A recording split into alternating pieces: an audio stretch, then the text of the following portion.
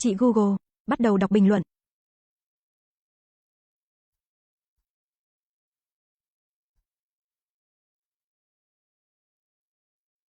Nguyễn Trung Hiếu, có.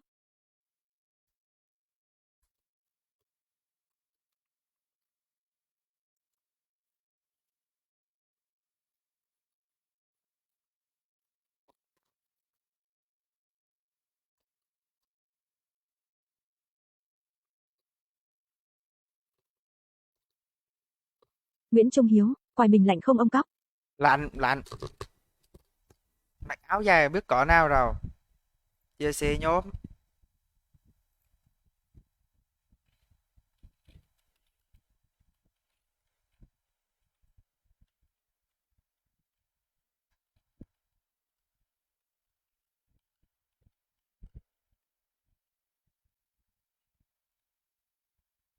Hello tất cả anh em và mọi người nha anh em ơi. Hello anh em buổi sáng nè.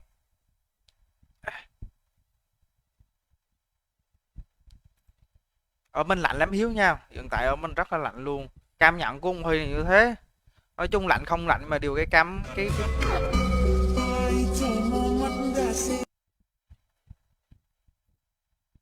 Trần Thanh Vũ, đã like comment nha.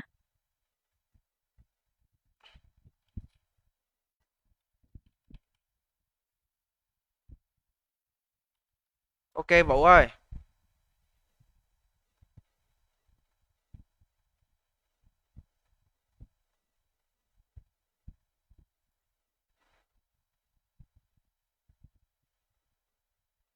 Hello anh em buổi sáng nha. Chào tất cả anh em và mọi người nha. Quay quay quay quay. Ok ok chờ ông Huy xíu. Ông Huy chỉnh rồi cho các kiểu đè điếu vậy chứ cái gì mà nôn nóng he. Chỉnh cho nó gọi là nó ok nhất. Rồi tạo phong nha.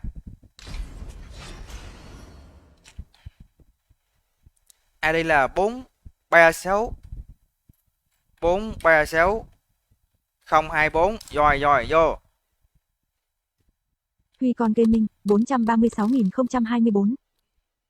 Vô đi ra nha. Tài sợ ma. Tuấn đại đế, ôi dồi ôi lại là thằng Tuấn này, mày vô mày SB vậy chứ còn không mày tao kích mày ra. Trận này cho mày một cơ hội cuối cùng Tuấn à. Còn không mọi chuyện nó đi quá xe rồi. Ok. Cái Tuấn đại đế này là ông phải nói cho một đợt nói một mình ông Huy sợ. Cả lai sợ luôn á. Dạ thôi đó đó. Đó đó. Việc gì khó để có ông Huy đây. Cái đét.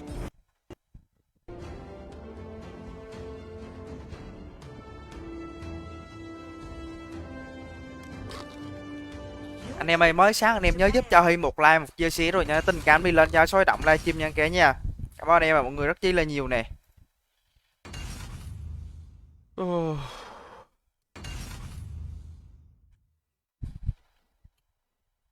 Tem mình được biết trước, đầu tiên mình biết trước mà cấm ngủ không không? Cấm Isu. Lê Sĩ Bình, quá non. Bình đầu giái thấy ông Huy đánh lại liền liền.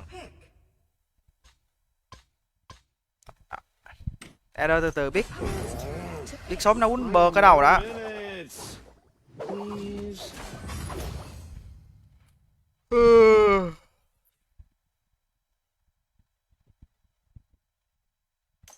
Lê Sĩ Bình, này lạnh lắm hay sao vậy? Lạnh lạnh, đây cảm giác trời lạnh lắm kìa nha. Hello tất cả anh em và mọi người buổi sáng nha. Chúc anh em mọi người buổi sáng vui vẻ nha anh em ơi. Anh em có đánh với ông Huy á thì chúc mọi chơi nhập ID nha kìa nha. Luôn luôn có 4 slot cho anh em và mọi người vào. Anh em cứ nhập ID mà vô nha. Tem bạn có ke hill. Có VZ. Ê. Cấm thì cũng để cấm cái con ngộ không rồi. Còn bây giờ còn biết con hai gia tê nữa. Mới sáng kẹp kìa âm binh đầu đinh không. Đù má nó thật sự. Đâu đó ông đi đường kè xe đi.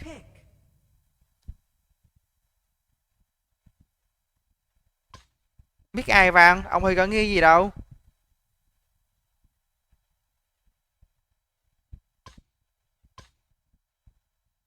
Chù, thằng buồn tài nó cầm con tu lên nữa.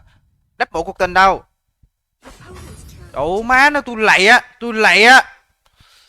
Ôi chù, cho mới sáng mà chi mà ác dữ vậy bay. Hử. Thôi. Thôi. Tôi nói thiệt ạ. Trời ơi, mới Nguyễn sáng Thanh mà. Hiến mới vô báo ông Huy rồi. Sao xin vĩnh biệt cũ cũng phải nói đủ má này. Ông Huy này, không phải nói với ông Huy là một trong những người tích cực nhất mà biết cái tướng. Muốn trừ luôn á, muốn trừ tục luôn á. Đủ. Mẹ nó. Nó vô nó cắm ngộ không đẻ rồi. Nó còn biết he gia tê nó đi tốt. Rồi nó quất Triệu Quang đi tốt. Đi. Chẳng lẽ bây giờ khóc trên like nè. Hử. Bây chào Nghiên Store nha. Chào tất cả anh em mọi người nè. Chào 14 anh em mọi người đang xem like nè. Dẹp cái đồng đội tôi cũng phải nói chứ. Má ơi luôn. Hơi sĩ hướng dẫn anh em một cách. Khi mà mình gặp cái tem biết tướng như thế này kìa nha. Biết không có SP 2 AD. Nguyễn Thanh Hiến, X Triệu Vân DSP bộc phá nửa chứ. Đợi đấy hay là. Đây hướng dẫn anh em một cách rất là đơn giản luôn. Hơi cảm ơn chiêu ban ngọc chiều gì để tặng Hy một cái nha. Tặng Hy một cành que này. Ngớt 2, game này gánh nó mới cháy nè Huy DB. Đúng, ông này nói đúng. Tôi sẽ hướng dẫn anh em một cách làm sao khi một tem mà nó biết tướng như thế này nha. Đó là cố gắng hết mình đánh. Rạch 47 sao chứ XO gì đâu trời. Bỉ ngạn hoa, hello anh. Hello em. Hơi xin phép tập trung trận đấu này nhá nha. Này mà cái trận này mà không tập trung là không thể nào mà cho game được. Má là biết tướng. Rồi Hayate đi với VRS thì cũng ok. Bạn chút mà biết tanh ở đâu ra cho đây. Quan trọng là điều đó. Đấy bù sao đó của Huy kìa. BSZZ anh nha. Ok Bi ngạn Ho nha. Chào Ho nha Ho ơi. Má này trận này máu vô mắt bùa đỏ nữa rồi. Thôi cố đi nè mày, cố đi. Mọi sự cố gắng đều đền đáp. Ông trời không phụ lòng người đâu.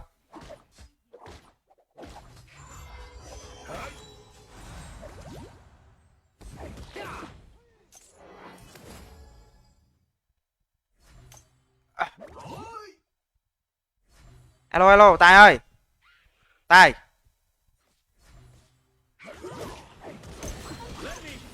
Tài đâu? Mày voi cái ép không mày, quỷ. Hayate, vô đây. Vô đánh với anh em này level 4 rồi, đủ má.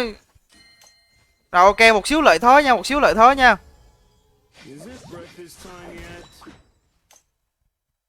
Đây xuống rồng luôn này, Tài ơi, Tài ơi. Mix đầu đúng rồi, xuống này. Nói chung đầu game thì nó người ta có câu đầu xuôi đuôi lọt kìa nha nhỉ. Rồi ok. Đồ, má đã thực sự luôn. Anh ranh mấy ít vậy ấy. Ranh 4x mà tem nó biết dày nè, 2 AD, đéo KSP. Tôi nói thiệt đó chứ. Số ông Huy sao mà nó khổ hổ nhau giờ. Nhưng mà thôi anh em ơi, thôi sẽ hướng dẫn anh em một đây tài xuống đây tài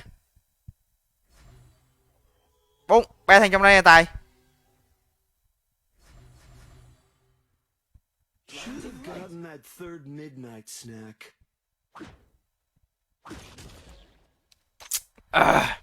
Hơi xin phép tập trung cái nha nào, đánh hết 100 công lực rồi.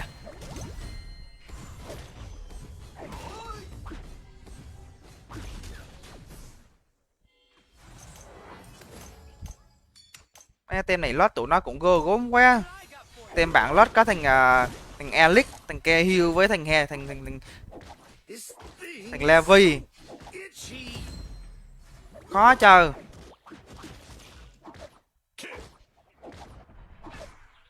Mày cắt cái con tu len liền nhăn tài. Cái con chưa cái cầm con bướm đồ hất tung rồi cái đam đồ chơi chứ. Cầm con đấy mày chờ cái S chứ làm gì. Quân nộp k 8.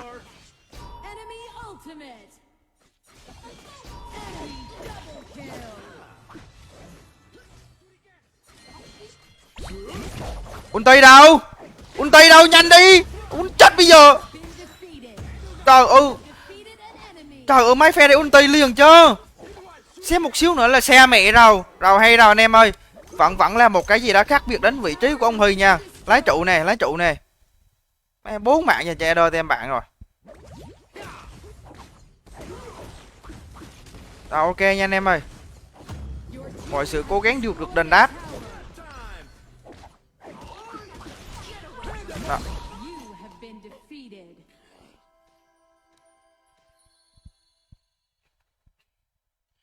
Chào tất cả anh em và mọi người đang xem live nha anh em ơi. Game này giờ cũng phải nói chứ. Nó khó còn hơn lên trời nữa. Nhưng mà phải cố thôi kìa nhà, phải cố thôi. Bây giờ mà không cố thì biết làm sao.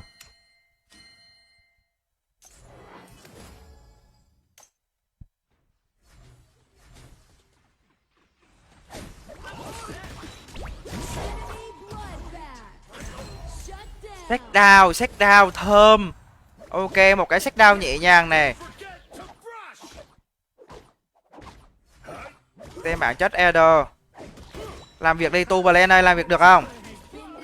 Tao chưa đam nổi đâu nè, chờ. Mày con nấy chờ cái S không mày, cu.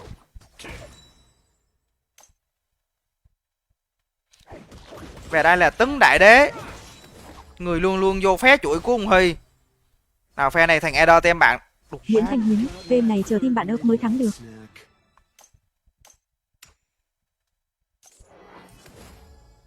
Thôi cứ cố thôi này mày. Mọi sự cố gắng được đền đáp. May ra nhiều khi ông Huy không mắc sao game này.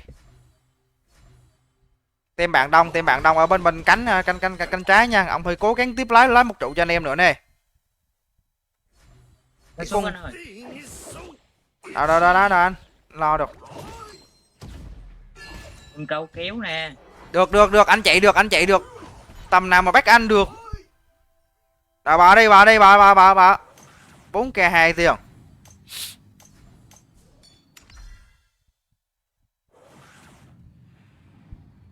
Tên bạn yên rồng. Cái mẹ cha nè. Kỳ dữ mày. Đừng anh bùa xanh.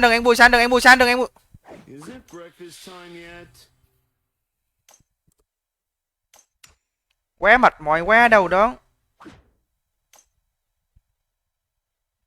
Thôi thu để anh em thu đi. Tôi mệt mỏi, tôi đau đớn, tôi gục ngã.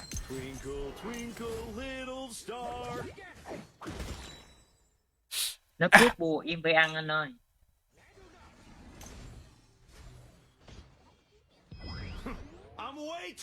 Thấy Nguyễn kìa. Thanh Hiến, Hayate ăn bùa xanh chi.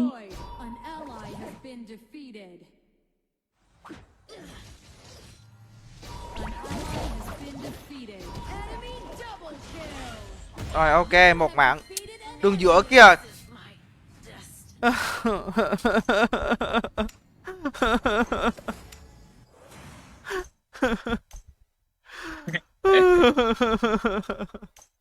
Ngu vờ cờ ấy, phát ngôn kìa. Ông đây, ông hay ông vô đây. Ông em anh em nào cam nhắc dặn hay thì vô đây. Hơi nói thiệt luôn á. Vô biết cái tướng này, không cái SB hay Eder. Tem chết tem giết 5 mạng, hơi giết được 3 mạng, trọ 2 mạng thì kêu ngu. Ngu là ngu cái ngõ nào? Một là hơi ngu thiệt, còn hai là mày phát ngôn mày bị ngu. Thế thôi. Thế cho nó vuông nhờ. Thu đây nè em.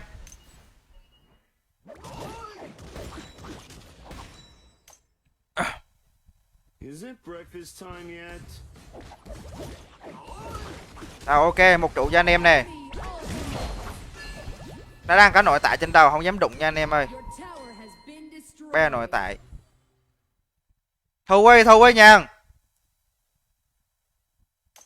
Mày biết khe GT khác gì mà mày la. Đù mày. Người ta biết lỗi lầm mà sao mà... Tốt thương, đã like.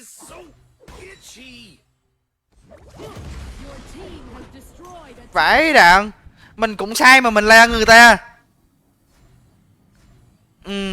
Rồi bạn là nhắc ok chưa?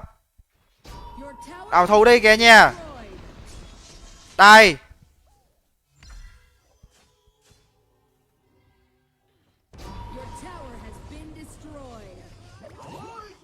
Rồi bà. Phết ơi là phết.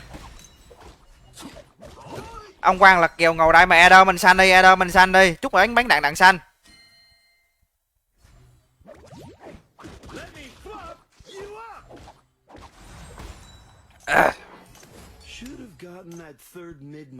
Ông Huy tiếp tục lính cao nha, lính cao đây.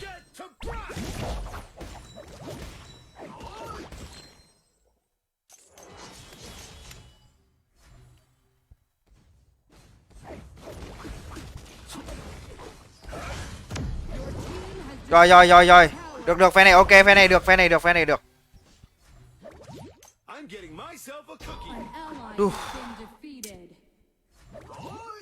Má là mình thì cố gắng biết bao nhiêu mà anh em đã đánh dây thôi chứ. Đánh dây này anh em, ai mà chịu nổi không? Hello tất cả anh em mọi người đang xem live nha anh em ơi.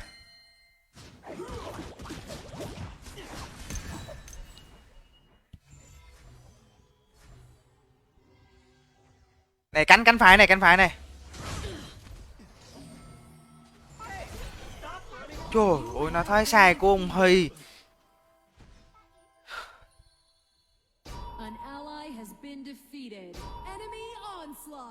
Trời ơi là trời, solo không em ơi.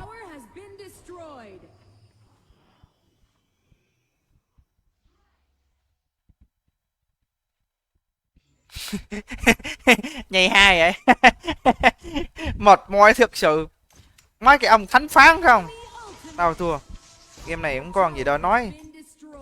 Tấn đại đế que cơn mê.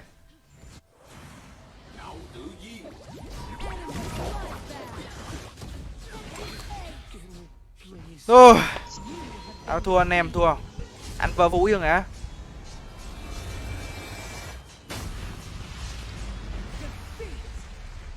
Mới trận đầu tiên mà tại sao con người với con người Việt Nam máu đỏ da vàng với nhau mà vậy lại đối xử như thế kìa nha.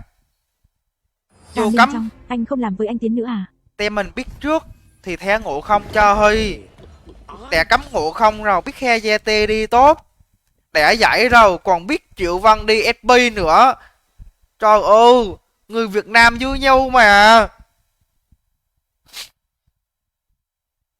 Tấn đại đế thôi vẫn biết em. Ai thi trận này của chúng ta là thôi anh em ơi, mình bỏ sau tất cả sau lưng đi. Chuyện buồn bỏ sau lưng đi. Mình hướng vào cái tương lai tốt đẹp hơn nha. 460067. Nào vô đi kìa nha. 440067. 460.067. Nào vô đi kìa nha rồi. Vô đi. Mình bao tất cả quét hướng lại sau lưng đi. Mình hướng tới một tương lai tốt đẹp nhất. Anh ba báo. Rồi vô. Sorry anh em nha, trận vừa rồi thực sự là nó lại hết sức rồi. Anh không làm với anh Tiến nữa hay. Nó biết hay à đờ rối vé. Thôi em Tấn đại đế. Em đừng vào like anh nữa em. Hãy đợi cho anh có một cuộc sống yên bình như bao người bình thường đi. Đừng làm khổ nhau nữa. Đừng hành hạ nhau nữa. Từ từ cắm Hiến ơi, từ từ cắm. Có vấn đề gì kìa. Nó cắm Ngộ Không. Mình làm nhị con Greg đi. Làm nhị Greg trước. Còn Isu nữa. Tam bên trong, ok anh hiểu rồi ạ. Tèo bên trang ấy. Cắm luôn đi. Nó cắm he và tê ấy. Tên bạn đánh cái gì mà lại cắm he và tê ta? Chừng cụ mình bợ quá ấy.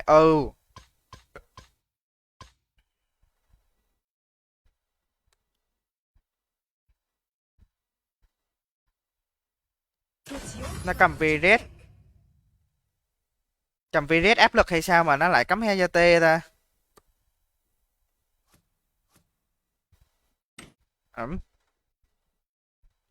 Arum. Rồi cho Arum lên luôn. Tem bảo nó mất HGT rồi, nó mất HGT rồi. Cầm Arum thì nó cũng ok đấy. Chào tất cả anh em mọi người nha. Game này ông hơi xin phép làm lại nha anh em ơi. Game đầu mình nháp thôi. Kẹp đồng đội thế chịu không? Tem bạn Cahill.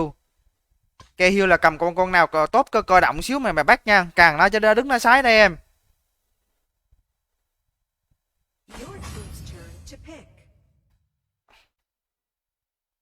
Ta bên trong, xem anh Tiến mà không có anh Huy buồn quá. Em đi rừng ấy. Đi rừng thì vẫn còn Yuka. Nào đi rừng cũng được. Thêm anh Tiến mà có gì đâu mà buồn, có anh thì cũng có người khác. Cáp Levi mạnh đấy. Game này lo được, game này lo được anh em, không có vấn đề gì cả. Tem này vẫn lên sách bình thường nha. Batman. Batman.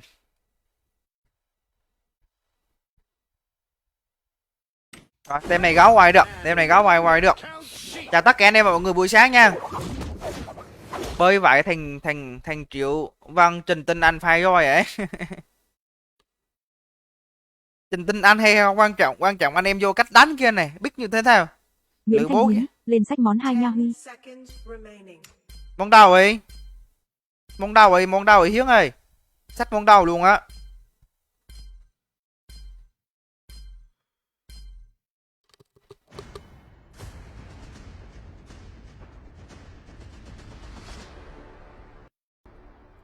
Game này vẫn phải win thôi kìa nha. Veret. Nguyễn Thanh Hiến, Batman bắt Hiên rồi. Trời ơi. Cái banh xương đâu? Chơi game mà sợ cái gì vậy? Thích thì đầu game lên cái sách, thứ hai lên cái banh xương luôn. Trời ơi. Chơi game có vấn đề gì đâu ấy. Anh em cứ thoải mái đâu, game là đơn giản mà. Mình đừng có sợ quá, biết thì cũng biết rồi, mới sáng chơi game sớm vậy Huy vậy. Thì cái giờ like của Huy nó như thế mà. Nhiều khi Huy cũng muốn like 9-10 giờ đồ ngu vậy, từ từ anh em vào like, nhưng mà giờ đó là biết sao, những stream lớn không à. Mình stream nhỏ mình phải ní những giờ đấy ra. Chứ Huy cũng muốn nha. Anh em đang xem like ủng hộ Huy một like, một chia sẻ ủng hộ ông Huy nha. Cảm ơn anh em mọi người nhiều nè.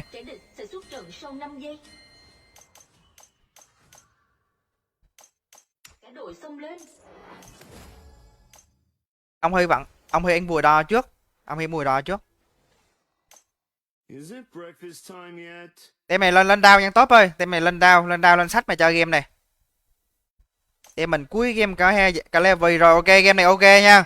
Game này mình không có thua thiệt gì nhiều đâu. Level nữa đây, Batman cũng không bắt được. Đối danh chiêu 2 là ok hết.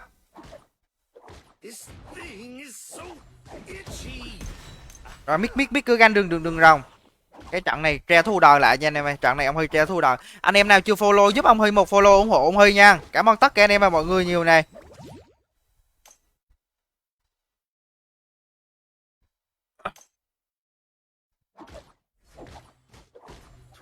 Viret chuẩn bị ganh. Nó hai thành Batman nó rôm cho Viret nhanh, level 4 nó ganh kia nè. Hiến di chuyển cẩn thận mấy bụi L nha. Tem mà bắt đầu ganh kìa,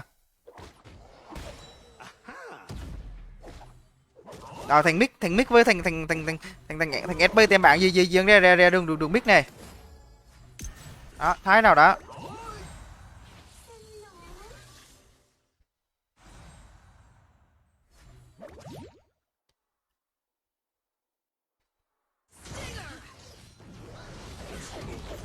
Edo đâu? Kìa làm việc kìa, hay. Thằng Viret chạy được kìa, bà Hiến ơi. Phe này anh em mình yếu, chắc chắn là ăn rồng rồi. Rồng Thịnh về ăn ke xe với hơi Thịnh ơi.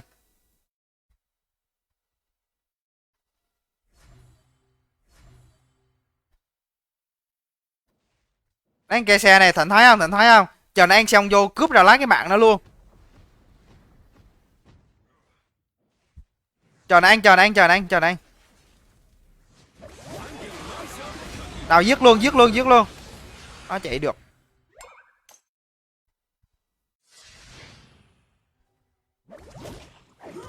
Vô đây Thành ơi, vô cướp bùa xanh này, mình mất bùa xanh rồi.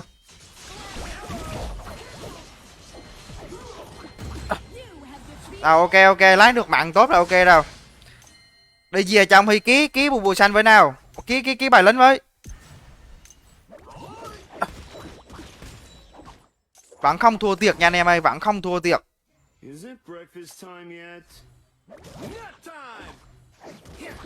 Quay. Tem bạn ăn rồng thì tem mình ăn ke xe tao. Ông hơi cướp được bùa xanh nữa. Không thua thiệt gì là mấy.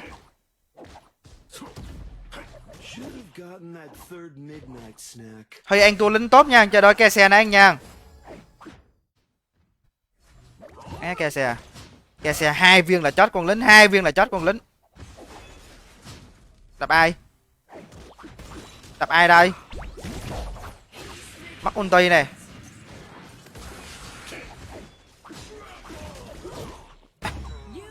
Thì múa không thấy đường liền. Thì nghiêm túc với anh em luôn. Múa không thấy đường liền. Múa thành mic thành top tem bảng không thấy đường luôn mà. Đù má nó nề luôn. Ông hơi bài nha.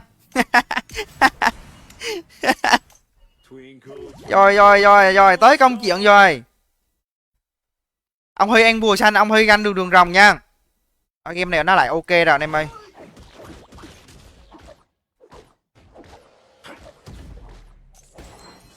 Ông hơi lên ganh luôn, lên ganh lái trụ luôn á.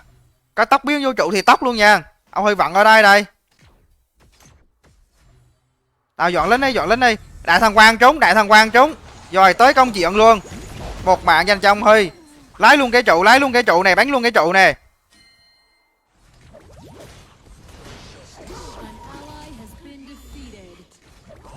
Nào cái trụ. Rồi ok. Ní cho thằng rừng nó lên,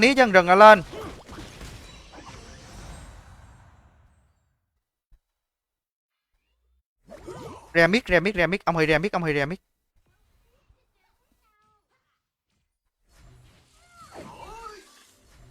Nào lái luôn cái trụ nè. Hất tung nào.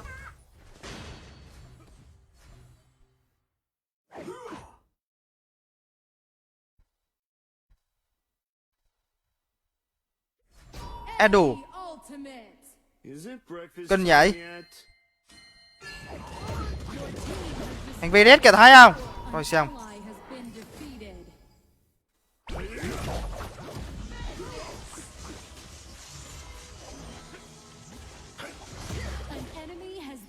Cứu Huy.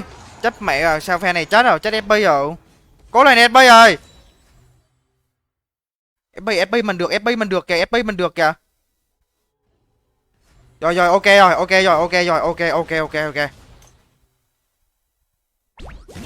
Game này ok nha nghe nhá ơi, game này cứ vẫn là ok thôi. Con bài tú mà. Đổ má canh phai không có ông tốt mình. Ông Huy ở lại đét phe này một cái.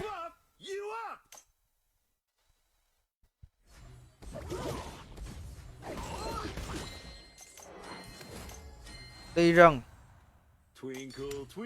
Đâu về đường đi.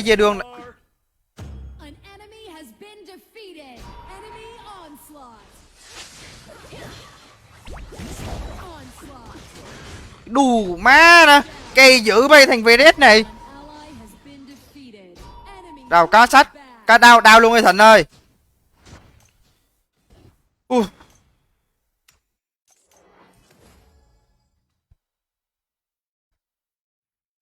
Đau luôn.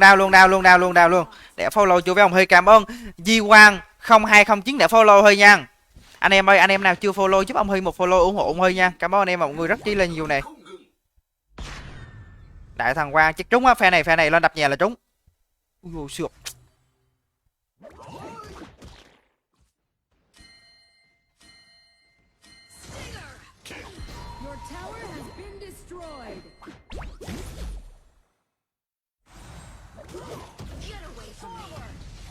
Má là cây dữ mày.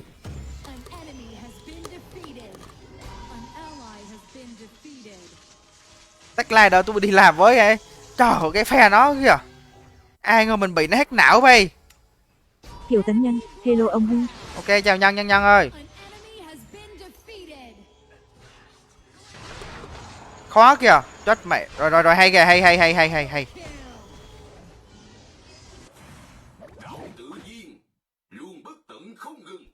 Đâu lui đây.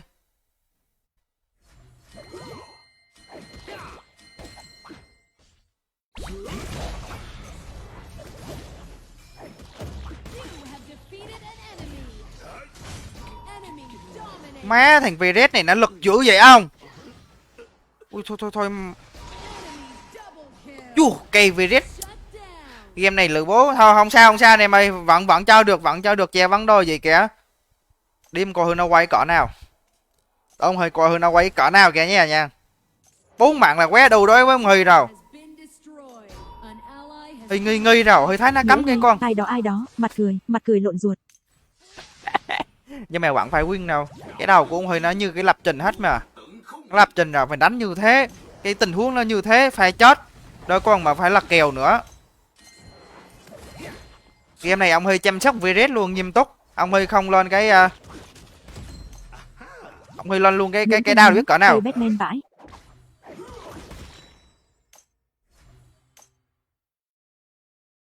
Ông là mục tiêu của nó thôi chứ có gì đâu mà cây. Có gì đâu mà phai khóc. Đã thằng Quang trúng. Phe này báo. Nghĩa Lê, sáng vui vẻ mắt mày nha ông. Ok. Ok. Con mắt đâu? Trời ơi. Anh bay à. Nữa anh bay à luôn bay à.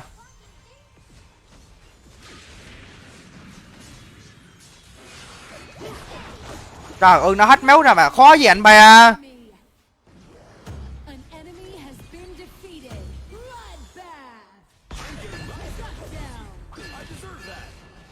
Tao chết nữa không?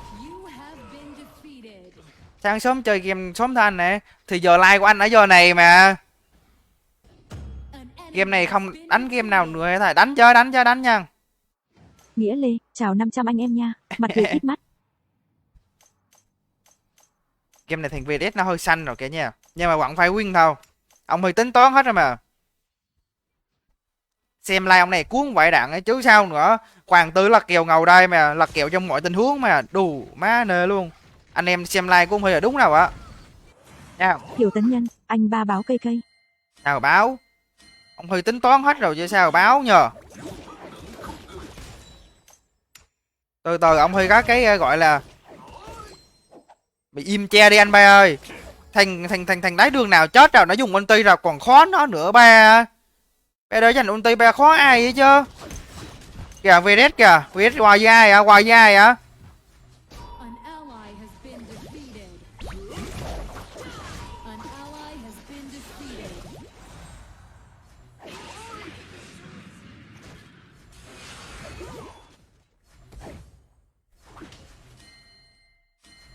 Rồi rút được.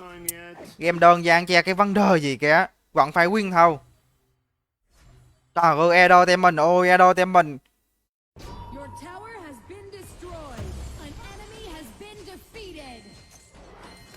Rồi thôi bà. Phe này bà.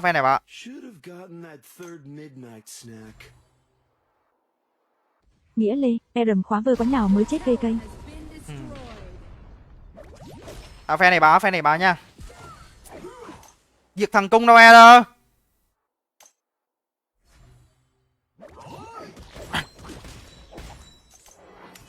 Vẫn phải win thôi kìa nha, Game quá đơn giản. Kiều Tấn Nhân, mới sáng nghe ông Huy gáy rồi ha ha. Cánh phải có. Không, anh em yên tâm đi, hoàng tử là kèo ngầu đây mà bao win luôn nha. Ông Huy nói được làm được mà. Có khi nào đó anh em thất vọng đâu.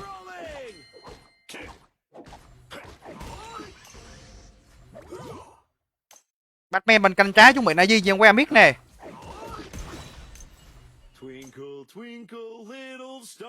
Đây con bát đây tem mà thiếu người, con bát đây.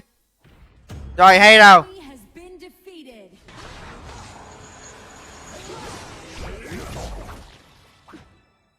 Mắc đâu. Rồi ok, xem đã chết một. Nghĩa Lê, trận này thua biết lỗi ai, mặt cười lộn ruột. Ao nhây. Rồi hay rồi.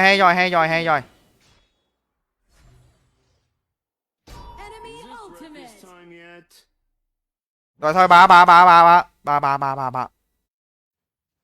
Eder mình xanh là được, Eder mình xanh đi nào đánh. Đơn Vết giản. thương, game là dễ với Huy không mà. Đúng nhậu. Chơi game nó anh em cứ đơn giản thôi. Mày đọc bình luận tao nè đâu, ok. Bạn nói gì nói đi. Khô gơ đó.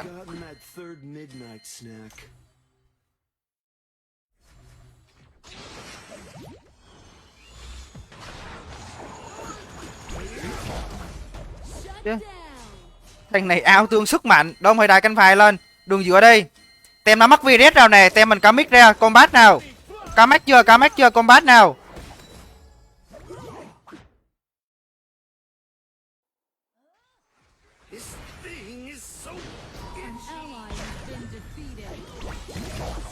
Con be này anh em ơi. Anh em tôi đâu. Trời ơi sao mà ở sâu vậy. Lên con be rồi. Rồi làm việc nó. Có lại kìa bán. Đó. Cái be rem rồi anh em ơi. Nó gọi là nó trong cái đầu của ông Huy. Nó như một cái lập trình. Tao gánh mày thuộc quần ấy. Rồi sao nữa. Kiểu Tấn Nhân, chơi game hông khóc cây. Không nó lập trình hết. Ông Huy nói như thế thôi. Cho nó lại win mà. 40 giây nữa có kinh công nha. Ông Huy lập trình hết mà. Combo đẹp mà không ai vào ấy. Nói cho phe đấy sao vào. Ủa trời, Eder mình cao vậy. Đâu tầm này virus nó cử là nó là cái gì đâu. 2 đao 1 sách đâu. Anh em ơi ra mic núp bụi L này, ra mic núp bụi L này. Lấy tâm mày anh bay lên anh bay á. Lên anh bay ơi. Kinh công bóng đêm này đừng đợi chết Thịnh. Nào ok. Lụm bắn. Nào ok Batman chết. Đó tem mình dư một người cho bạn kinh công này. Ông Huy lấy tâm nè. Cánh cho đi Thịnh ơi. Anh đi anh ơi. Thằng nào thằng biết tem bạn có ra đây sói không? Thằng biết tem bạn này từ từ bình tĩnh. Đây chơi đâu mày. Đây chơi đâu mày. Rồi chết. Ấy giờ ông Huy làm những phe cuối thôi kìa nha. Những phe cuối thôi. Ai nhờ. Ông Huy chỉ làm những phe cuối thôi. Anh em đừng có quan trọng đầu game ông Huy đánh như thế nào. Quan trọng là cái kết quả. Đó mới là điều quan trọng. Cái thứ Huy cần là cái thứ cuối cùng. Một phe lái sai rất đẹp bắt đến từ vị trí Huy còn sau đó dứt điểm cái mạng Eder. Ui trời ơi, ăn luôn kinh công bóng đêm. Quá gờ gốm. Nghĩa Lê, lại phải viên Huy cây.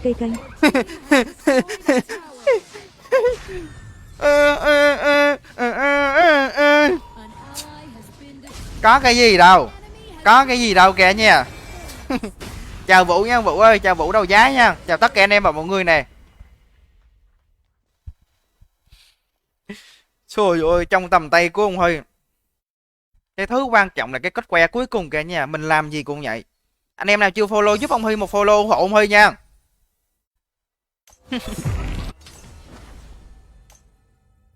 Nguyễn Thanh Hiến, cày Batman đầu game không cho chơi và cái kết.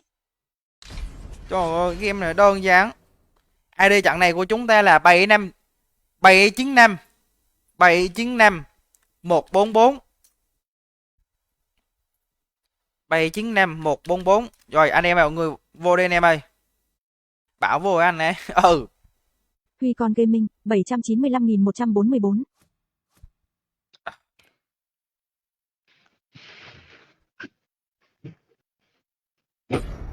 Vô nha kìa nha ơi. Vẫn phải win thôi. Nhiều khi anh em vô kêu sao ông Huy gáy dữ vậy. Nhưng mà gáy được làm được nha anh em ơi. Vì nó trong tầm kiểm soát của mình mà. Anh bay sao vô được. Được anh ơi. Cứ vô thôi. Mai mốt thì xét ganh rồi ông ấy. Cỡ nó.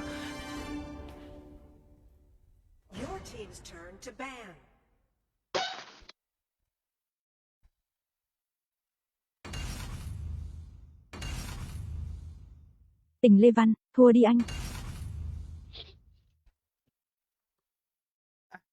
Tên là Big Highland rồi đúng rồi. Cấm gian nè. Cấm gian cấm cấm Elector theo Gorek. Má tôi lạy anh em luôn á. Không phải nói. Thế Mina lên sau nha, Mina lên sau nha. Đủ má cái Isu ấy. Isu đi rừng chặn ở. Isu đi rừng chặn ơi, mình chơi đẹp game này luôn ơi kìa nha. Nhờ. Có đâu cái gì đâu. Ai này đánh Isu đi rừng cho anh em Dương coi Nhật luôn Minh, nè. lạnh hả anh? Lạnh. Không khí mình lạnh.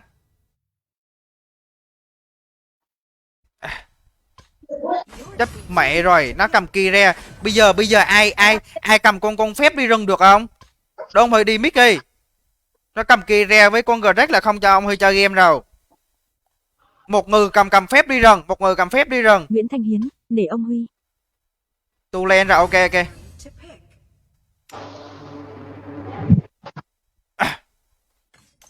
Đâu ông hơi mic nha. Cái gì? Ông loại cô thương kia nói cái gì vậy? Xin Isu mic kìa. Ông này đánh con gì? Dương Nhật Minh, xem tiến Black nên mến anh lắm. Ok Minh nha, cảm ơn Minh nha, cảm ơn Minh nhiều. Game này cầm con trâu tanh xíu đi, vì red.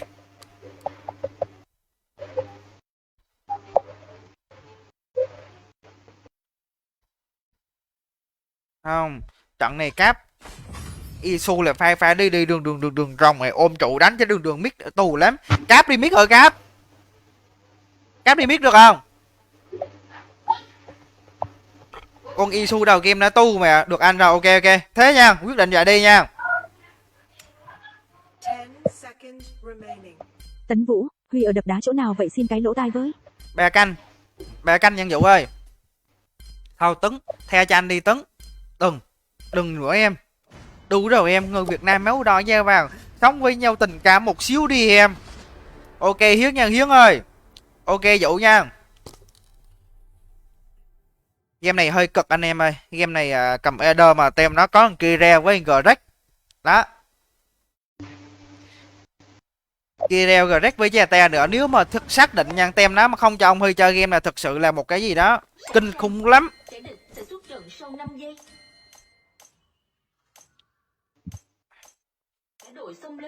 Không nhưng mà vẫn lo được anh em ơi, vẫn lo được nha, vẫn lo được. Anh em biết tính ông Huy rồi, ông Huy là 100% người Việt Nam máu đỏ da vàng mà. Chiến đấu tới hồi thổ cuối cùng. Coi đám áp kìa, từ từ bình tĩnh. Chơi game từ từ nha, tem mình chút nữa rồi cũng kinh khủng lắm á. Nguyễn Thanh Hiến, ông Huy bắt bẩn hả? Sao bút bẩn? Game dở mà có gì đâu bút bẩn.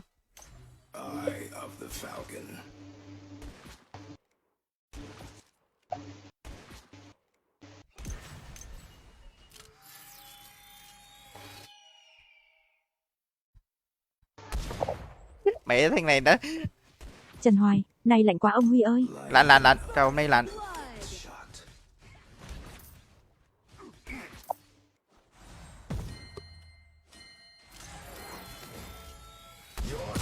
Một viên. 2 viên. Dương Nhật Minh, sắp có bão rồi. Rồi lại. Rồi ok. 1 viên. Chứ từ từ thôi kìa nha, không có vấn rồi mà phải lanh tanh bồn chồn kìa nha. Cái đơn giản. Cầm Isu phải từ từ hết sức từ từ. Mấy mắc bè còn lính nha kìa, ông lên ông hoài kia này. Coi trong tầm của ông Huy là mới lên hoài chứ hoài lính kêu đó thầu á.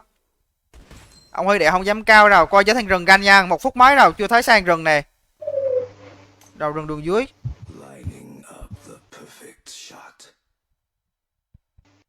Kéo rồng ra nha, kéo rồng ra.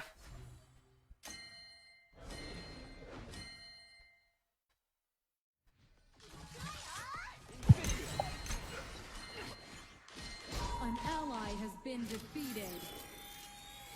An enemy has been defeated. quay Kinh từ công từ luôn, từ top lính ơi, nha. top ơi, À đủ mấy thằng rừng. top ơi, ra kinh công luôn. Tôi phe này Đừng cho này. tranh thắng top. Đây. An ally has been defeated. Trời được, ơi, được, được này, được top này, đừng được này, cho được này. tranh đâu mà. Đây. Chết mẹ rồi, cân 2 rồi. Double kill. Enemy Mê bại top thiệt chứ. Chứ sao không ra ăn cái con kinh công ấy. Tự nhiên top đi vô giao tranh chi top. Ôi ôi. Thôi lại là anh em ơi, lận phải win nó trong cái be rem hết rồi, nó lại be rem hết rồi anh em ơi. Kỳ ra. Mấy nó chưa cả đồ chút nữa bút bơ đâu vậy chứ. Mẹ có 4 mạng. Ủa thật là vãi đạn. Tiểu Sao Thánh nó Nhân, top ẩu lỗi quá. cho ai cây. Qua này móc. Một viên.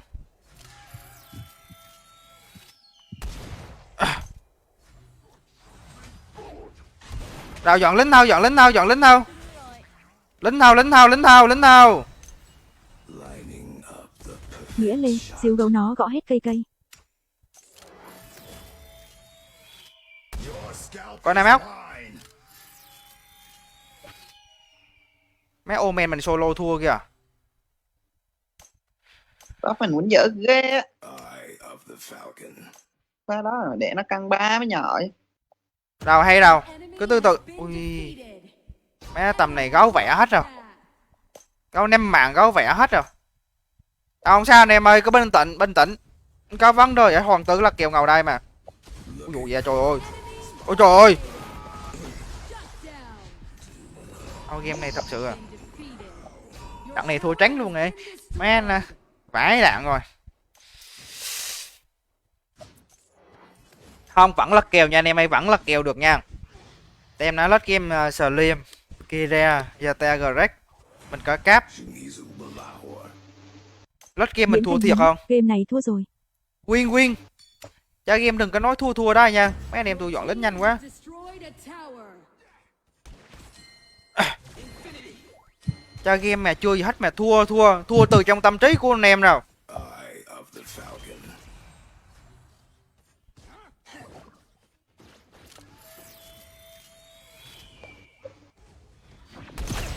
ally has Trong rừng kìa top ơi.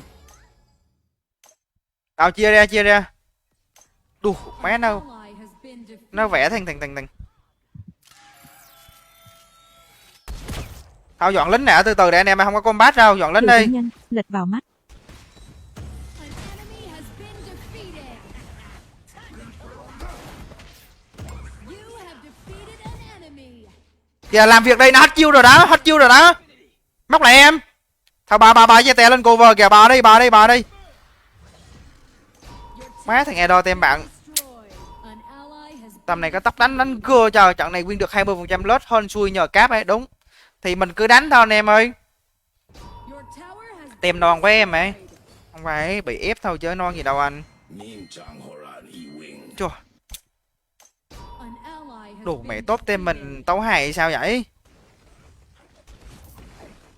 Your tower has been destroyed. Your tower has been destroyed. An Cứu. ally has been defeated. Enemy double kill. Đủ má nó 81. Trời ơi.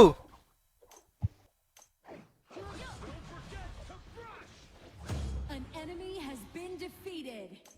Chua về chết rồi, tốt tem mình sao đi với. Có cần tao vào kéo không mẹ?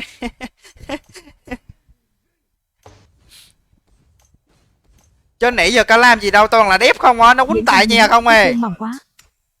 Nó quýnh tại nhà không á. Tem mình hồi nãy giờ có combat đâu.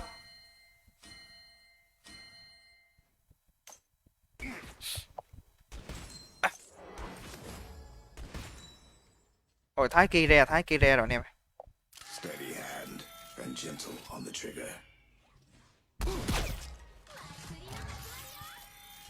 Your scalp is Đường giữa này. Đừng có rượt người đánh anh em ơi. Your Nó tower bao trụ mà. is destroyed.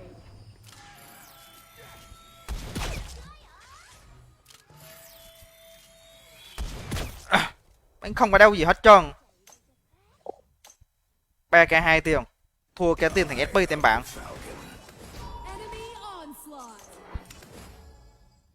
Coi nó móc nha, từ từ nó móc đã. Nó móc đã. Ui dồi ôi, nó vào kìa. An ally has been defeated. Nó ép trụ quá mà. You have been Đam kìa, enemy đam kìa. back. UK xanh quá thôi, game này thua. Destroyed. Ôi. Enemy dominated. Game này không có cửa bậc đâu. Nghĩa Lê, vua ông ơi. Game này không có cửa bậc, game này không có cửa bậc. Game này thật sự không có cửa bậc rồi.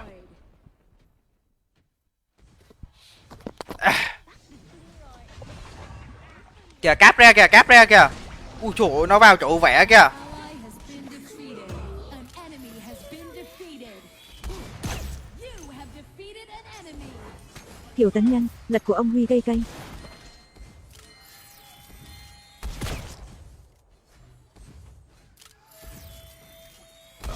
Shots. 100 hits.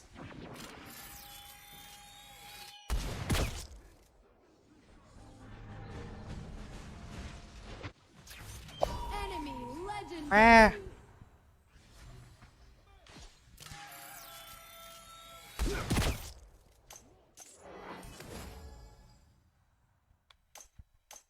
Nghĩa Lê, lật kèo cho tem bản cây cây.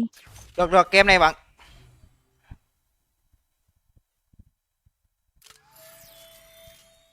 Thâu để anh em ơi, thâu đi, thâu. Vẫn còn chào được. Chưa thấy sai của con gấu nha, chưa thấy sai con gấu dưới rừng á. Đó. Ông Huy máu nói sao không? Ui dồi ôi, thôi. Xích nó lại. Rồi. Mày anh em ơi, mày. Rồi, vẫn là ok anh em ơi. Passes unpunished. Ma nè, ông Huy chừa cái nanh bắn không được.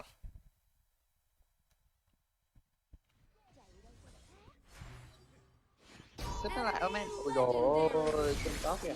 Nghĩa Lê, ăn kinh công lật kèo mới nổi cây cây. Enemy double kill. Cáp ra, cáp ơi, canh phải, canh phải. Ulti đâu? Enemy legendary. Scalp is mine. Rồi ok.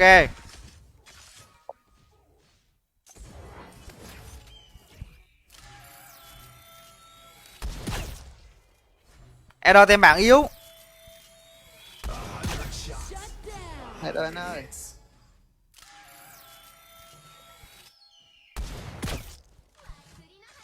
Vẫn ok nha anh em ơi, vẫn ok. Gấu nha. Gấu. Không, tầm này có lượng sát thương nhất định rồi anh em ơi, sát thương ok rồi đấy. And ready. Tem nó mắc error nha, coi chừng đám Nghĩa móc. Lê, trận này mà Vin cho lên báo cây cây. Được chứ, bình thường mà anh em. Trời ơi, đơn giản mà. Ra tay bay. Trespasses unpunished.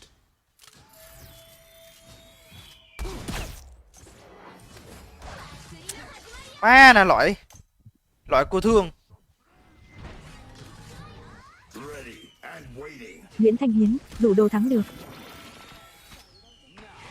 Gấu nhảy á. Trời ơi, cái phe giải be trượt kìa. Thôi phe đáy mù mắt anh em ơi, loại nha, phe đáy mù mắt. Thằng gấu nó kiếm đường nhảy, canh phải này.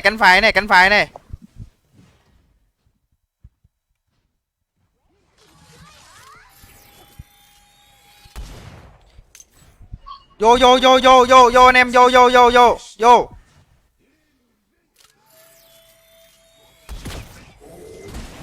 Yếu kìa. Ok. Cánh trái, thu cánh trái đã.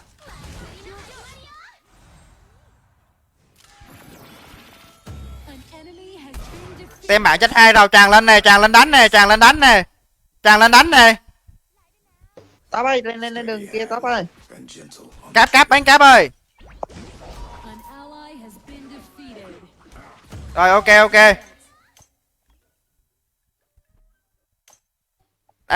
Đây, hơi lên. Bắt gia tè luôn. and ready. Kinh công.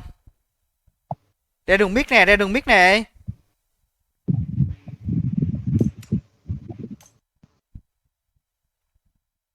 Kê xe phe này. Xì ra luôn đi anh ơi. Trespasses unpunished. Tấn công đi.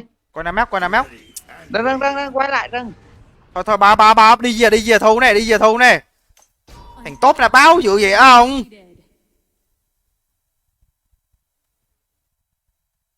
Bà đi, bà gì à thú này. Ăn kinh công đi lật kèo mới nổi cây cây. Chưa được. Ông này khoanh tem cỏ hào sữa không? Làm như mình hay lắm mà. Nế luôn. Rè gì quá nhờ. Bye bye ta. Trời ơi, gì FB vô rồi. Bị móc mà. Gì. No one. Đường giữa này cáp, ulti đâu cáp. Trời ơi nó lật kìa. Đánh ngu nói nhiều, ok tôi tôn trọng ý kiến của bạn, bạn là nhất, bạn là thứ hai, không ai là chủ nhật, ok chưa? Trình thành này cõi hao sữa đúng rồi nha anh ơi. Trình cõi nào cũng được, miễn kiếm tiền là được, chứ không như ai cứ lên mạng cứ xem soi của người khác nha. Bao nhiêu cũng không quan trọng mình kiếm tiền là được thôi. Nhờ. Còn quan trọng mình nhìn lại cái bản thân của mình tốt hơn anh em chưa kìa. Trước được kéo ấy.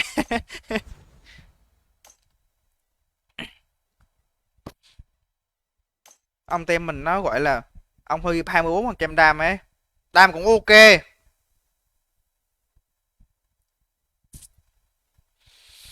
Sao? Game này không có vấn đề gì đó. Ngồi đó mà gõ phím thì đó. Phải nói đâu mà những thành phần gõ phím mà cũng chẳng là gì đâu. 84. Nguyễn Thanh Hiến, mọi người có sao free thì tặng ông Huy, không có thì ủng hộ ông Huy stream like rồi vào. Ok, cảm ơn Hiến nhiều nhờ. 845 871. Vô đi mọi người. Rủ hồi Rambo này. Anh Hòa có nhiều công chuyện mà. Anh em đang xem like nhớ giúp cho ông Huy một like ủng hộ ông Huy nha. Thao Tấn được rào Tấn. Đừng em. Út thương, tí cấm crack đi. Ai đánh rau thì xin phép kích nha. Cáp đánh rau này. Anh em nào đánh rau xin phép kích nha.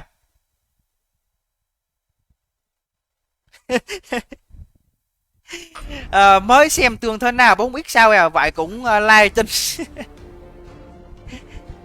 Anh ok xuất gia tóc nè, tôi tôn trọng ý kiến của bạn. Fan cứng cay giữa ông. Xem lâu rồi không có phanh cứng này, cái phanh cứng trần ngần đó. Thao Tấn cuộc đừng vào em, đừng người Việt Nam với nhau máu đỏ da vàng với nhau mà sao lại gọi ra đâu đón với nhau. Theo Ngộ Không ngăn chặn này có Ngộ Không từ cấm.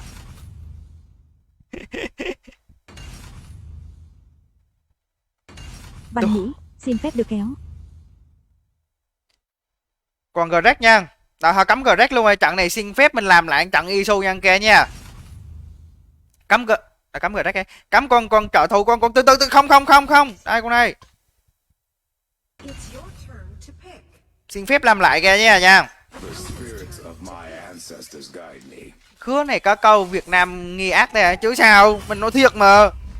Em đánh nữa đây, chút nhập vô đây. Đi Tuấn đừng bao ông Huy nữa. Đừng báo nữa. Xin Isu được không em ơi? Đó là lại một trận Isu chứ không phải trận Isu gọi là nó mất trận này xin phép đánh tay hạt nha. Người Việt Nam máu đỏ da vàng mà. Đủ mày cầm con then ủi sao không hơi đập được. Văn Mỹ, xin phép bỏ theo dõi.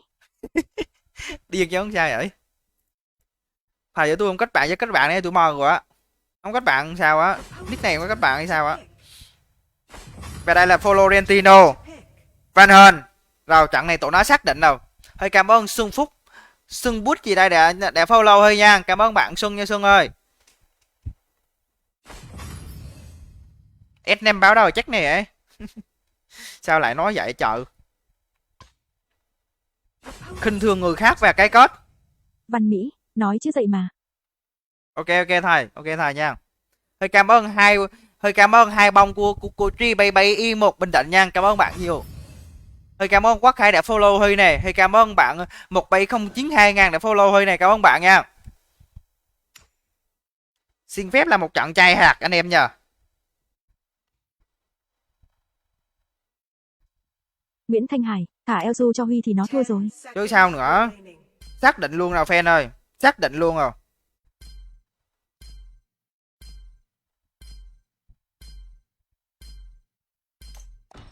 Thế Isu dòng Huy thật sự. Em đi làm đại bài anh ok nha Nghiêng ơi. Nghiêng Star. Chúc em buổi sáng tốt lành nha. Trận này thua chắc kìa. Không có thua đâu. Con bài thù mà, con bài tu của ông Huy mà kìa nha. Ông Huy chỉ làm những pha cuối thôi. Anh em vô nhiều khi. Anh xem công việc Kiểu chưa Tuấn quay Nhi, lại tem Tuấn Nhi giống anh cầm Hòa đi Yasuo ấy. thì team hay một tí mới win được ha ha. Không Huy nói anh em nghe này. Nhiều khi anh em vô cái trận đấu cái đầu game anh em thấy phớ này phớ nọ anh em hay chơi đồng đội lắm. Nhưng Huy thì không nha. Thực sự luôn á. Ông Huy không bao giờ vậy. Bây giờ mình chung tem rồi. Người Việt Nam máu đỏ da vàng với nhau mà. Mình cứ gọi là chiến đấu hết mình đi. Trời ơi. Looking for the perfect spot. Tem này đi ba, đi Ivan.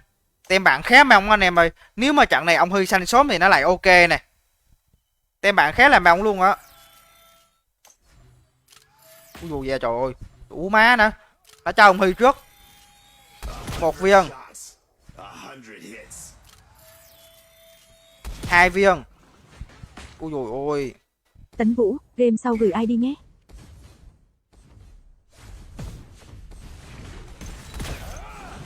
Giỡn mày kìa. Thử. Ôi đất này. You have defeated Giỡn mày kìa. Tiếc là không có chén công đầu anh em ơi. Tiếc là không có chén công đầu. Nimjang Horan E-Wing. Không sao anh em ơi. Cứ quản là ok thôi. Đừng biết sao bò vậy. Nguyễn Thanh Hải, ha ha chết rồi. Nó vô trụ mà. Vô trụ chịu thôi chứ. Xin slot. Cứ nhập ID mày vô nha anh em ơi. Cứ nhập ID mày vô thôi. Steady hand and gentle on the trigger.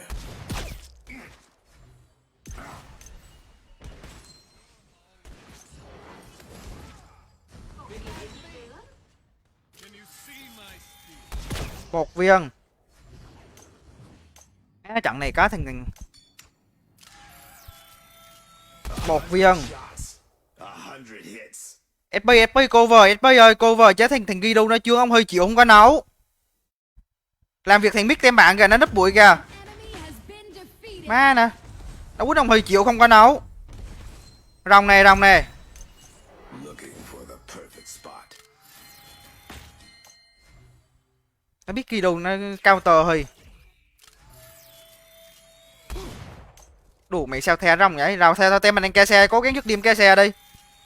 100 shots.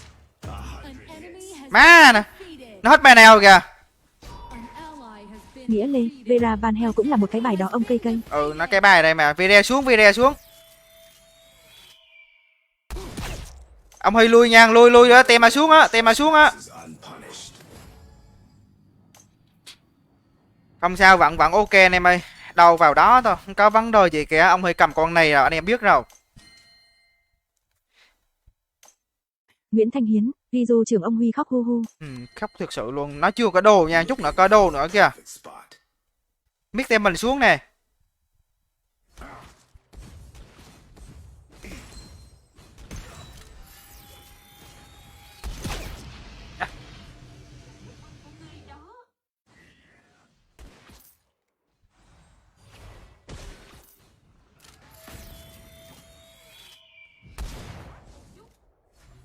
Sao Miết dùng lính đang dạy Miết?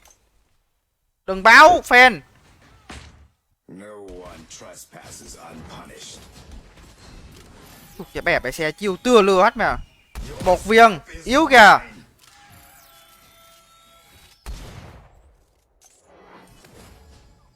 Thành nào lên em. An enemy has been defeated. Ploveno tôi nó chọt kìa. À lạ phờ la lạ. Ok. Tem này yếu nha. Phe này chơi luôn nè, lấy trụ luôn nè.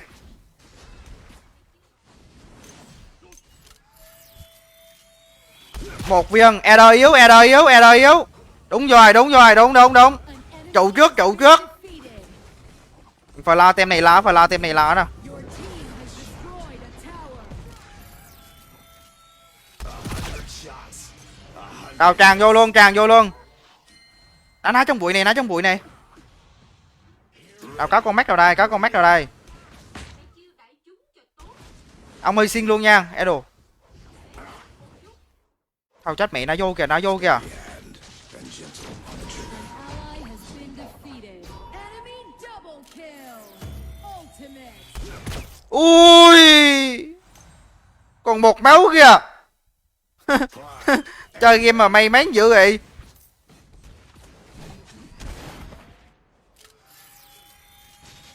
Ultimate. Đừng trách mẹ rồi, thằng tốt tem mình đã bỏ đường, đâu phải chạy lên, đâu phải chạy lên. Rồi vẫn cứ là ok thôi. Mày bắn kèo hay à? Trời ơi, ông hơi chỉ làm những phe cuối thôi anh em hiểu không? Ready and wait. Ông hơi chỉ làm những phe cuối, làm những phe quan trọng thôi. Đâu lên luôn á.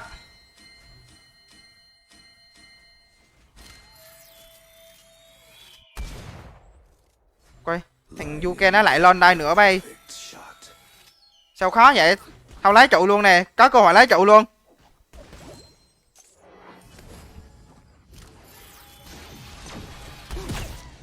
An ally has been defeated. Rồi rồi ta đã xa nhau. Rồi hay rồi. 100 shots. Kìa kìa, biết mình đứng đẹp kìa. Trời ơi, con Guido nó chướng ẻo e luôn á. Passes unpunished.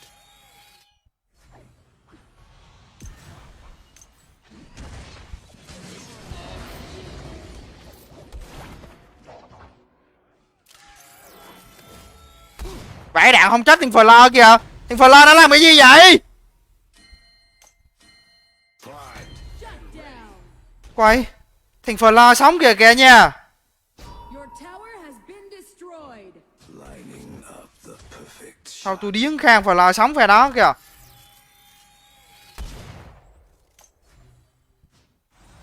Thôi phe này giữ miết mắc trụ rồng nha. Di chuyển rút cuộc mắc luôn 2 trụ nữa. Nó nấp bụi kìa. No one trespasses unpunished. Your tower Tao has thôi lui nhẹn cái đi. Từ từ có tiền nè, phục hồi ấy. Bao nhiêu sao rồi, dạ 4 mấy sao. Mỹ mạnh mẽ bay bay ướt được chơi cùng Huy. Không tiền nhiều mà, từ từ che vấn đề gì kìa. Tiểu tấn Anh- nhân, top 1 Elsu KK. Ông mới nói lo được. Thằng Yuke tem mình đã di chuyển tâm bại. Đủ má. Hầu này đang đòi lên di chuyển xuống, giờ di chuyển xuống đấy nữa.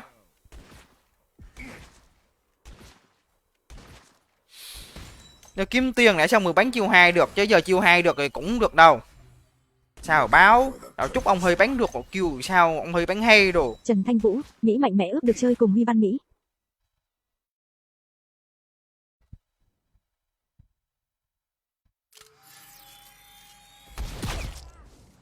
Bắn ngư thì nó không trúng mà sao bắn lính nó chừng chữa bay. No one trespasses unpunished. Anh em đừng có quan trọng là chiêu 2 làm cái gì. Chút nữa kìa. Chút nữa anh em cả đô đó anh em bắn thương kìa. Tem bạn phải nói cho khóc ê luôn. Tem bạn đem thành đường dưới. an Ok ally ông ơi xin nhẹ cái trụ. defeated. Lining up. An ally has been defeated. Hoàng tử là kèo ngầu đây mà. Đánh thế nào cũng phải win thôi. Đường giữa kìa Then. Trời ơi. Thêm mình di chuyển đi đâu vậy? Your team has destroyed a tower. An ally has been defeated. Lướt với chúng tôi. Rồi bà nha, bà. Đi về cho tem đã bọc đầu mấy công. Kinh công. Tụi nó muốn ăn kinh công. Thằng Eder tem bạn di chuyển kìa, thấy không à SP. Lining up the Nhảy đẹp đi em.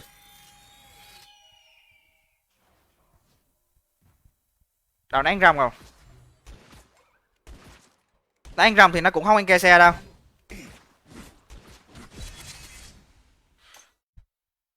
eye of the falcon.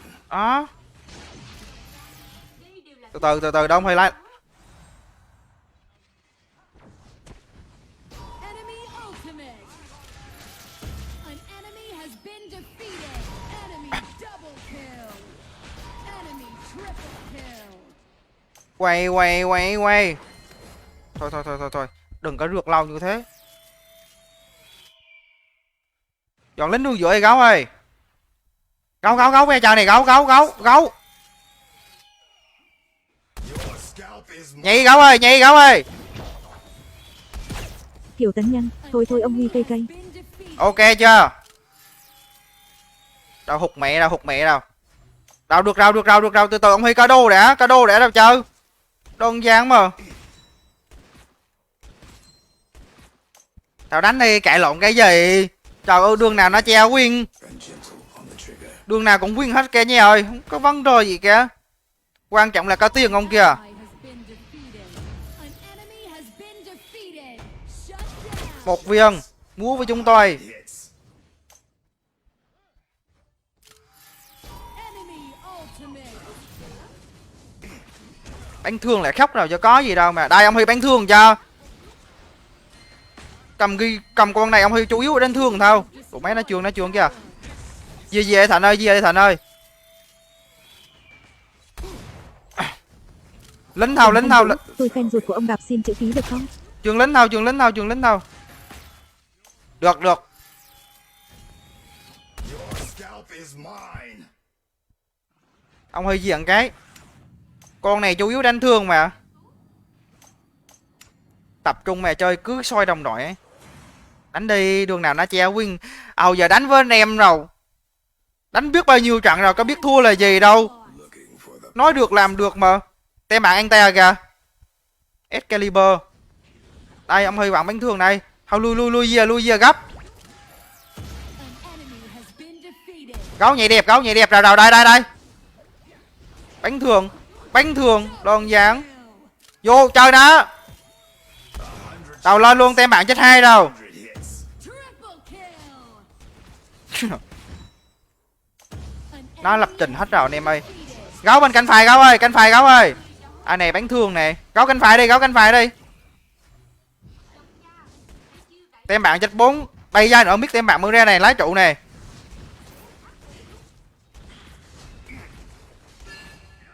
Đậu xanh đó. Lái trụ. Tem bạn chuẩn bị miết ra nha. Your team has destroyed a tower. Flo nó ra kìa, nó chọt đấy. Trời đứng cho Flo nó chọt cho làm gì được đâu mà. Bloodbath. Đi gì à, không chịu gì à. Enemy Trời ơi là trời. kill.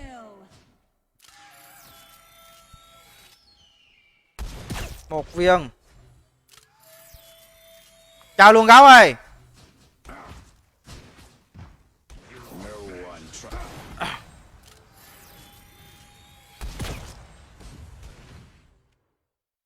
Thôi bà nha, bà. Cánh trái cả hai con kinh công con nè. Anh em thủ đường giữa đi.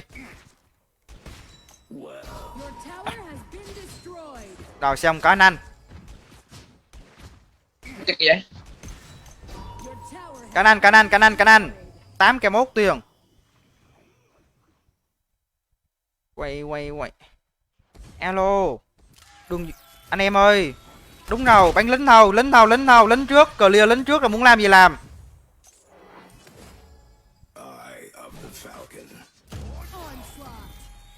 Bánh thường. Shut Tao chết gấu rồi. Too slow. Một viên. An enemy has been defeated. Rồi lên luôn. Tem bạn chết 2. Đây lên cho. Thằng Flo bên cánh trái ra nè. Enemy legendary. Back.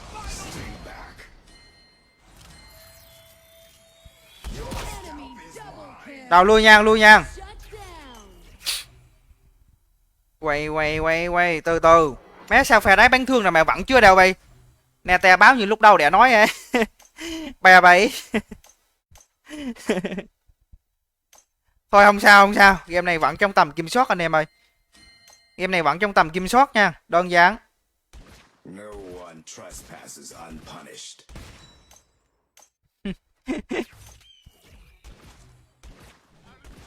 Đường giữa kia Thịnh.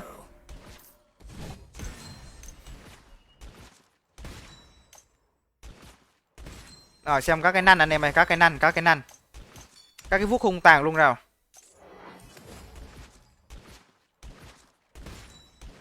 Nào tầm này Flo gì đâu. Đây ông Huy bây giờ bánh Flo được, ông Huy đu đô rồi. Dân Bình Định hả, đúng rồi nha fan ơi.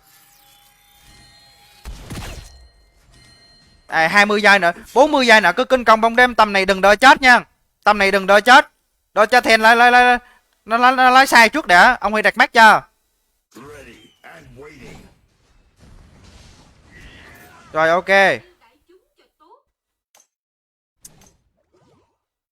Tầm này ông Huy bán thương bè dương thành phờ lo đi gì à. Thế thôi, bây giờ cất chiêu 2 cũng được luôn này. Perfect spot. Kinh công nha, kinh công 10 giây nữa kìa. Mấy anh tìm lại lái sai trước tem mình. Di chuyển đi Then ơi.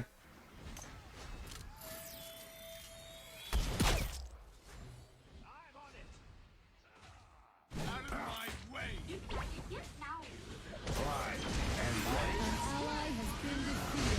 An enemy has been defeated. Double kill. An ally has been defeated. Ultimate. À da, ông Huy chỉ làm những phe cuối thôi. Triple. Ông Huy chỉ làm những phe cuối thôi kìa nha, nói được làm được. Bắn thương thôi chứ có vấn đề gì đâu, giữ vị trí bắn thương. Nghi là ông Huy. Anh em đừng có nôn nếu mà cầm Isu chết mẹ rồi giờ bán chiêu 2 nó cứ trật như thế này sao chơi game được. Cứ như ông Huy, giữ vị trí có tiền bắn thương. No one trespasses on Đơn giản chưa? Có cái gì đâu. Anh em cứ vô kiểu chết mẹ thằng này bán ghè thế rồi cho game được không? Đó. Đó là tất cả những gì mà câu trả lời ông Huy muốn nói. Uy tín tạo nên thương hiệu mà. Chào tất cả anh em và mọi người đang xem live nha. Chúc anh em mọi người buổi sáng xem live vui vẻ nè. Chưa win, ăn kinh công đi. Thôi đi má ơi má. Chơi game mà nghĩ sao vậy mà. Cái đấy, cái gì vậy? tribe. MVP á. Đúng là khi có kết que nói lên tất cả thôi anh em ơi, kết que nói lên tất cả. Đam 28%. Lái luôn cái MVP.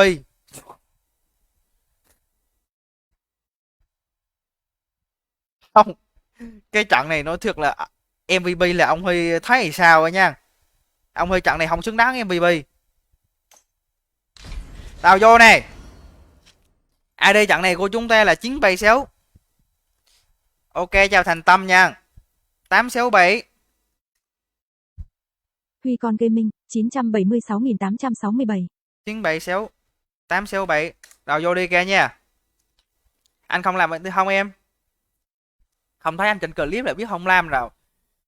Anh em ơi, anh em đang xem live giúp ông Huy một like ủng hộ ông Huy nha. Cảm ơn anh em mọi người nhiều nè.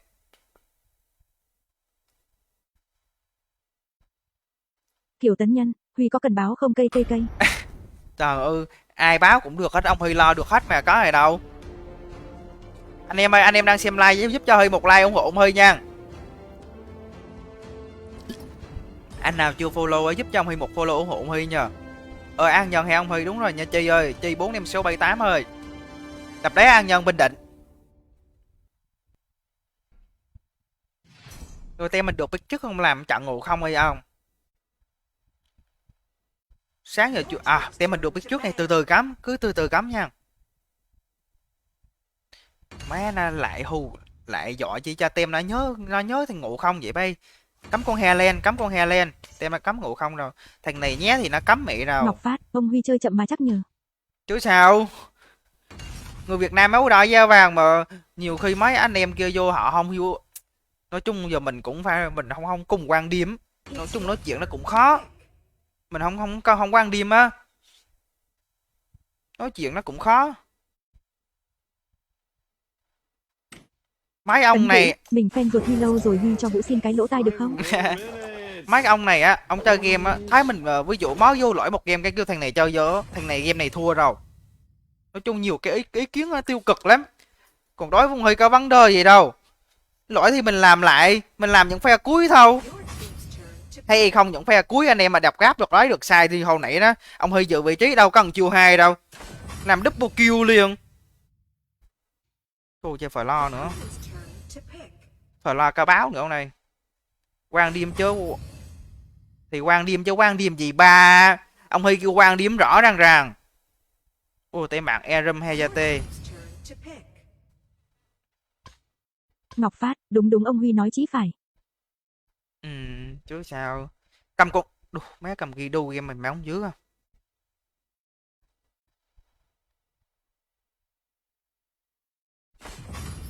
Lên nhớ lên kiếm Fernie trước nha Thịnh này em.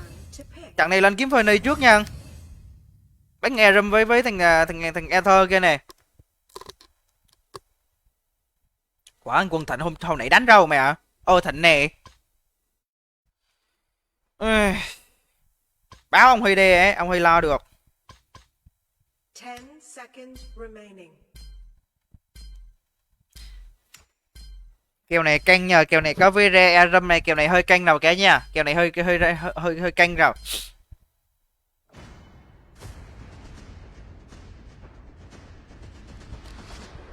Kèo này hơi canh cho ông Huy. Ôi trời ơi, tem bạn nhìn uy tín. Đủ má đó. Chơi game gì mà tem nói cô uy tín dữ vậy? Nè vợ thằng luôn. Nguyễn Thanh Hải, Huy gánh. Game này game này mong Eder cánh. Game này chỉ cái mong Eder nó cáp xanh là bắn cho, còn ông Huy thì làm tròn vai thôi. Game này thực sự khó.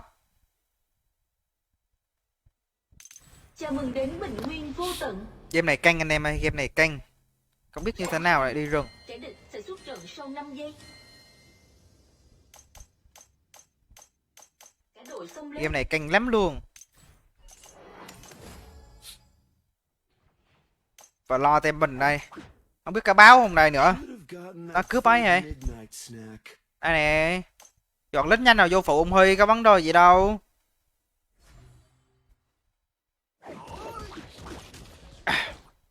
Đánh chậm đi anh em ơi, đánh chậm là được. Trần Việt, anh Huy tên là gì vậy anh Huy?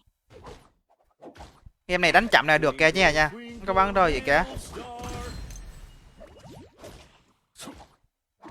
Hơi xin phép game này hay đánh chậm một tí anh em nha, đánh chậm chậm thôi. Bắt được Vire đã.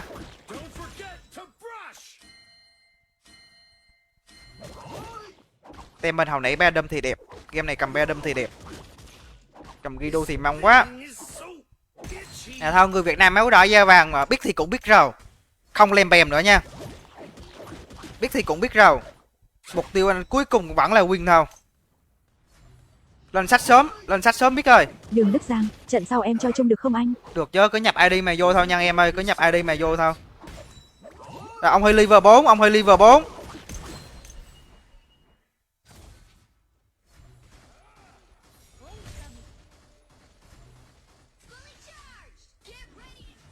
FP tem bạn yếu, FP tem bạn yếu. First blood.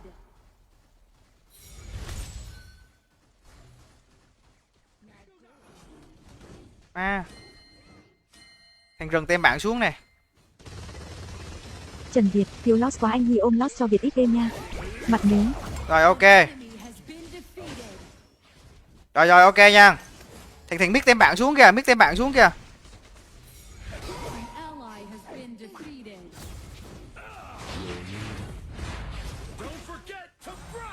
Nè mua uy tín nhờ, đây phải lo tem mình xuống nữa đây. Chướng. Nguyễn Thanh Hải, anh chơi tới mấy giờ vậy?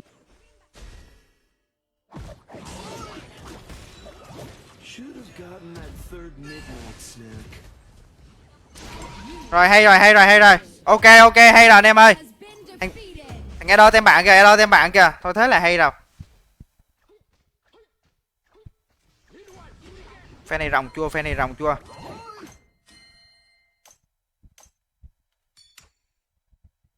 Phải lo lên tè thằng nha. Đó phe này dọn bùa xanh. Mick ơi, Mick dọn Mick xong rồi lên tè thằng với tốt luôn nè. Kiều Tấn Nhân, hay thua cây. Máu vô chợ be mạng rồi, làm gì nữa. Trời ơi, đòi hỏi nữa. Rồi. Tem bạn rồng mình ăn tè, đơn giản. Ok. Thằng Mick đường dưới rồi, dọn lính nhanh nào đi xuống đường Mick. Đâu, thằng này mắc con tì, đây, xuống Mick nè.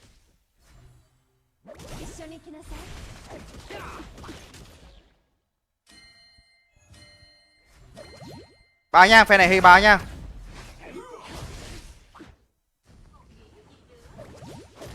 Mấy này uy tín dữ vậy.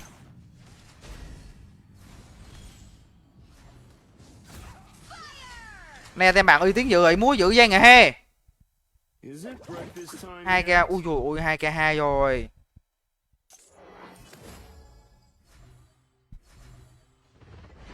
An ally has been defeated. You have defeated an enemy. An ally has been defeated. Enemy À, double kill. nè tem bạn kinh vậy. Enemy Ờ. kill. Thôi rồi, ta đã xa nhau. Cứ từ đêm pháo đỏ thử năm. Này hay quá, này hay quá, này hay quá. Nó vô nó muốn cướp bùa xanh của ông Huy nữa nè. Nhấp như đây.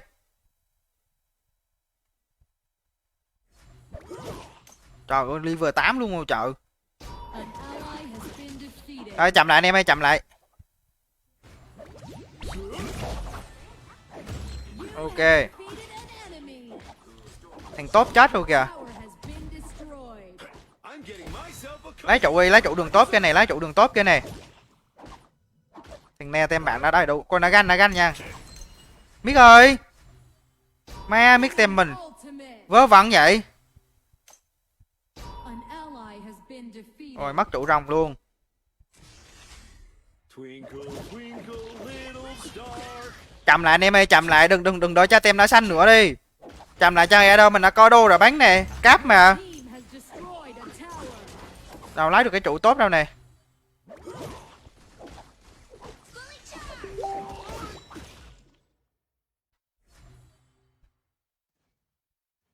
Đường giữa. Don't forget to brush.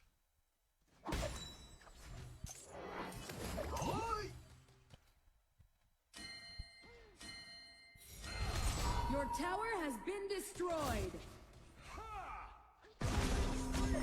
Thôi chết mẹ rồi.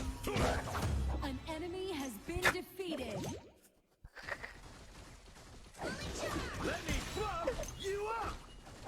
Cái phe đá hơi chỉ hù, hơi dọa thôi anh em, mà hơi chỉ dọa thôi. Chỉ dọa một xíu thôi, không quán đôi vậy kìa nha. Đó mình hơi đánh lừa đối phương mà. Rồi ok. Mình lái trụ như thế này là ok rồi đấy. Should have gotten that third midnight. Chỉ dọa thôi anh em ơi, mình chỉ dọa một tí thôi. Quay. Kiều Tấn Nhân, top 1 cây. Để kêu nó trong cái đầu của ông Huy hết rồi, nó be rem hết rồi mà, người Việt Nam máu đỏ da vàng nói được làm được mà. An ally has been defeated. An ally À. has been defeated. An enemy has been defeated. Don't forget to brush. An ally Nguyễn Thanh Hải, Huy chơi tới mấy giờ thế? An ally has been defeated. You have defeated an enemy. Your tower has been destroyed. Ồ. Tôi chờ nghe. Kiều Tới Tấn Nhân, Hải thật cây. tới 9-10 giờ gì đó. 9 giờ 9 rưỡi gì đó fan ơi. Đù, má. Twinkle, twinkle, little Cay quá. star. Vẫn được nha, game này vẫn ok anh em cứ cho thằng Edo mình đã xanh là cho được mà. Thằng cáp tem mình nó có cung nữa thì đố mà chút nữa. Đố mà thằng Ne nó bắt được.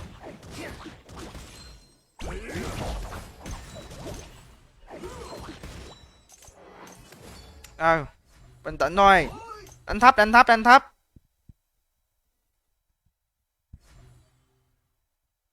Thằng Ne chưa lội sai anh em ơi. Tầm này thằng Ne nó cũng kia ông Huy á. Thằng Ne tầm này nó kia. Is it breakfast time yet? Thằng Ne nó trong bùa xanh, chúng mình nó cướp bùa xanh của ông Huy nè. Nó khởi động con te à. Tem bạn khởi động con te này Mick ơi. Re xe chiêu cho nó bò đi.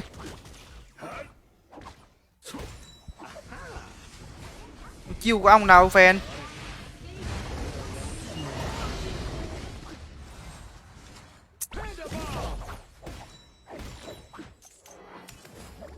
Nè tem bạn yếu kìa. An ally has been defeated. Má gặp phờ lo nữa. An enemy has Má. been defeated. Don't forget to brush. Má cái thằng vô nó muốn phờ lo là ông Huy lo nghe. Lo cho nó chứ không phải nó lo cho mình đâu.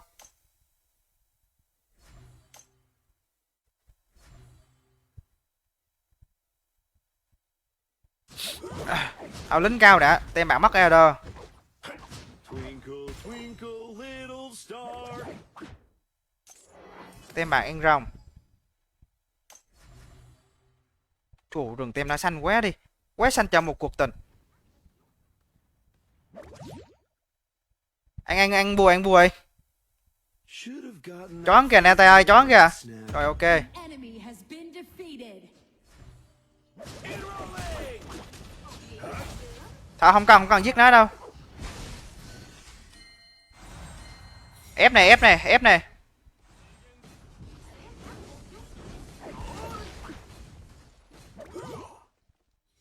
Đâu về nha, ông hơi về cánh trái á, ông hơi về cánh trái á. Rừng tem bạn 8 ke tiền. Đủ má. Is it breakfast time yet? Quay. Ada bán kìa, Ada bán đi em, bán đi. An enemy has been defeated. Đâu lái trụ đường giữa, cánh trái có ông Huy đâu. Your Ok. team has destroyed a tower. An ally has been defeated. Thằng ne ba đâu, ne ba đâu.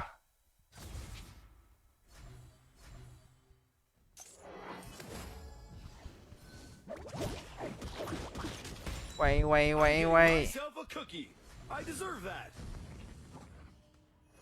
Thằng này lên cao vậy. Lính nào.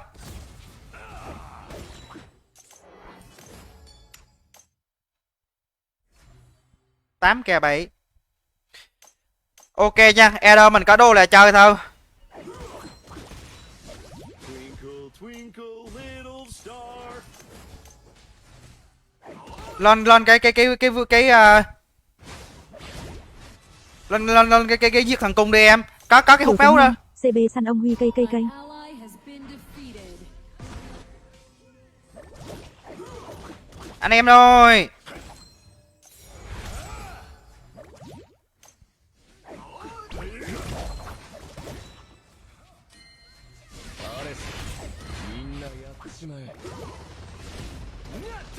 Ui dồi, nó chém ông Huy kìa, ui dồi. Chia ra thú. Con chuẩn bị sang ông Huy ấy. Sang ông Huy làm gì rồi vô là lại thua ngậm cái đắng nữa. Your tower has been destroyed. An ally has been defeated. An ally has been defeated.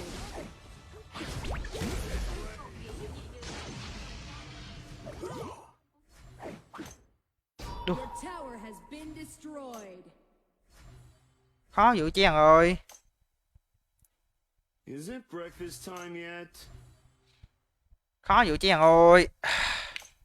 Thú anh em ơi, thú.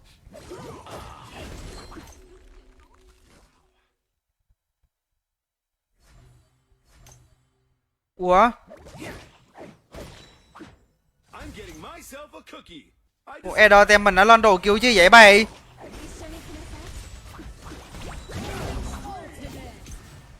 Ủa hồi nãy thấy nó lên kì. Vãi đạn sao nó lên đồ gì kỳ hồi nãy thật. Flo không lên đao cây. Mày bán đồ nhầm mẹ Thịnh. Mấy game để thua ra còn khó khăn dữ vậy.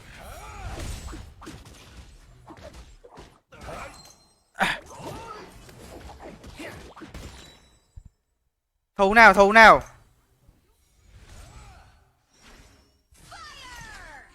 Ủa thằng Thịnh hồi nãy hơi nhớ nó lên đồ cái giật.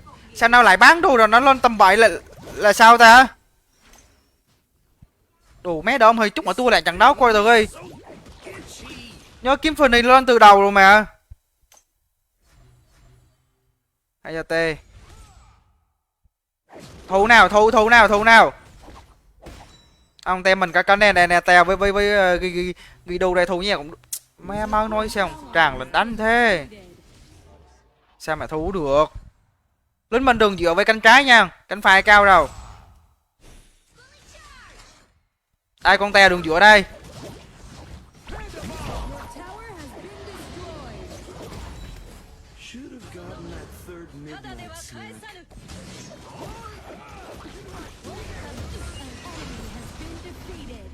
An enemy has been defeated. Tem mạng chết ba. Enemy has been defeated. Your tower has been destroyed. Đặng Đình Hiếu, chơi đêm mà cứ ôm trụ thì nghỉ cho khỏe. Vãi đạn. Nó còn giáp kìa, Ranh kim cương gì vậy? Ranh kim cương hay ranh gì vậy? Đậu má, ranh dài mà người ta đang thú như thế này kêu ôm trụ nguy phí. Đúng là mấy cái ông này chơi game nơ luôn. Mấy phát ngôn này nhiều khi không biết ranh gì hết á. Người ta đang thú trụ còn bơ trụ kia mà kêu ôm trụ cho nguy phí. Thằng này mắc giáp hồi sinh. Nó vẫn còn liềm. Dù sao nó vẫn xanh hơn ông Huy.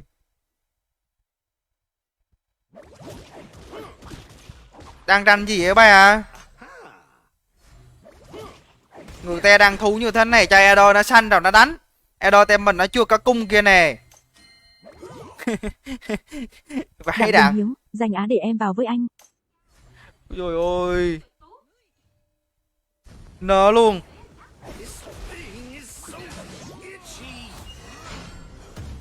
Hay đâu. Đã kinh công bóng đêm này, cố gắng giết ngưng mình ăn kinh công cứ là kèo nè.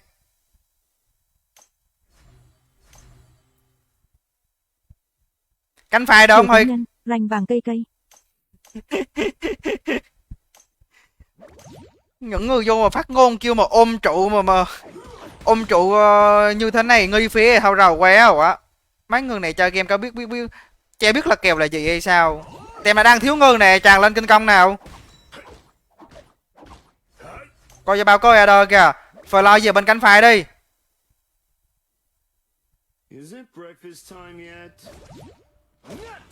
Nguyễn Thanh Hiến, kinh công quan trọng kỳ.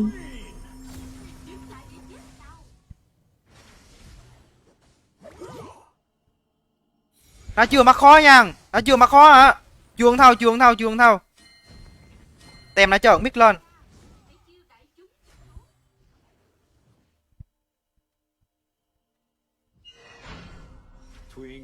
Rồi bắn đây. Đã bao coi à đâu.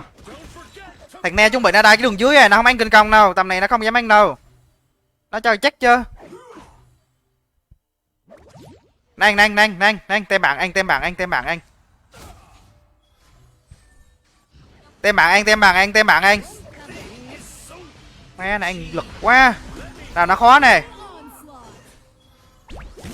Rồi lui á. Vừa cover đánh thôi, cover giờ. Phải lo mình gì không được đâu. Đặng Đình Hiếu, xong trận cho em vào biết danh gì? Không, em không dám.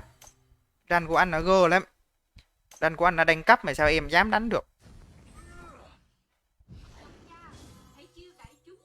Should have gotten that third midnight snack.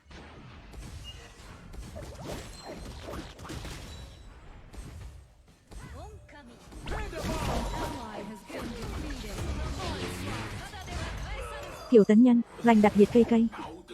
Ra thu đường giữa kìa.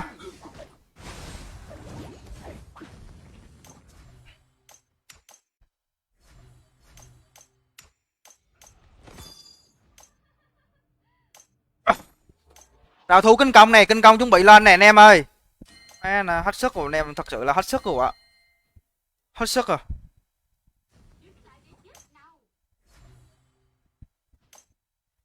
Má sao ôm như thế này mà Edo mình nó lại thọt dữ vậy he. 8k tiền thua cái ghi đâu mà. Đường Đức Giang, chơi mít mà nhát quá.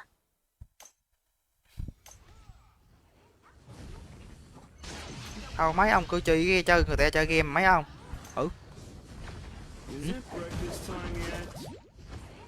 Đúng nào cứ thu. Đúng nào cứ xe chiêu như thế đâu.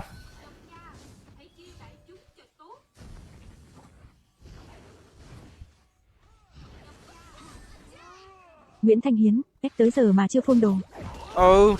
Phút thứ 18 rồi. Còn gì nữa đâu mà khóc chứ sau đâu. Rồi ok, tạm ổn.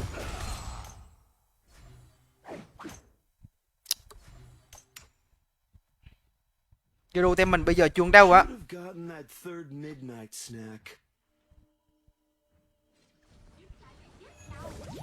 Chuông thâu gì đâu rồi, chuông thâu.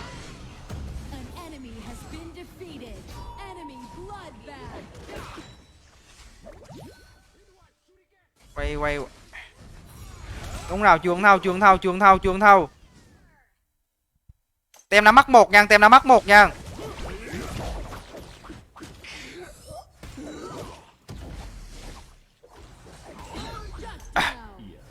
Tem là mắc 2 này. Ultimate.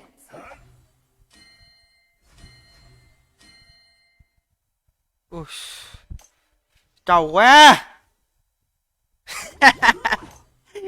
Ôi trời ơi.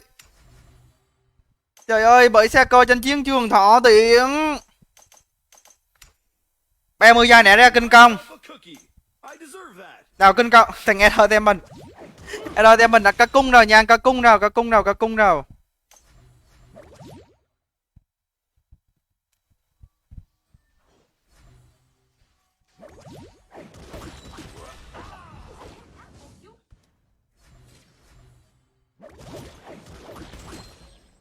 Is it breakfast time yet?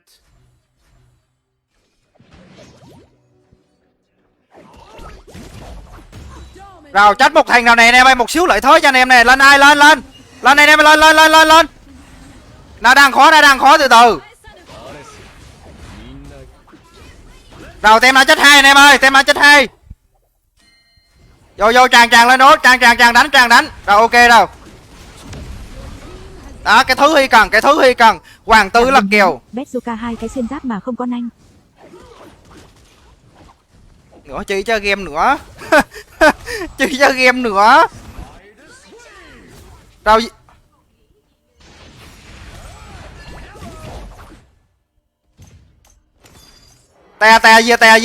te.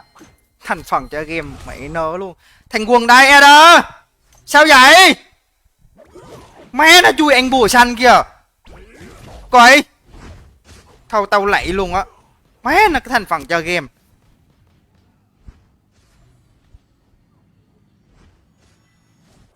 Ông Huy lên lại, giết ngư. Ally has been defeated. Bé thằng Thịnh này cuộc đời mày cút liền Thịnh ơi. Mày chơi game thế này là chết rồi Thịnh. An ally has Mày đi anh bùa xanh mày bao con te mày. enemy double kill. Đù. Má nó chơi game kìa. Đù, mày nó thực sự cố gắng biết bao nhiêu kìa nha nhờ. This thing Nguyễn is Thanh Hiến, rồi xong. Trời ơi quậy chơi game bay. Má chơi game như tao hai.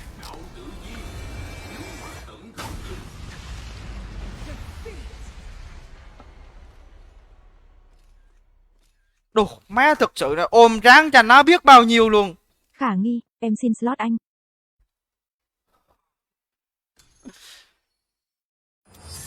Đồ. Nó như nó đang cái.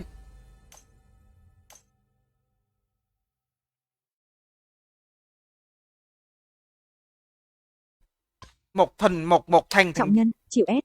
Đồ, má thực sự luôn em.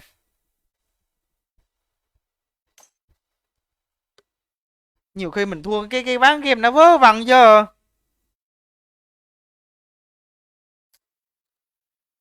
Thực sự luôn á. Tem hồi nãy là nuôi một mình thằng Edo nó thọt kinh khủng luôn, nó có đồ rồi. Mình đang công trụ như thế.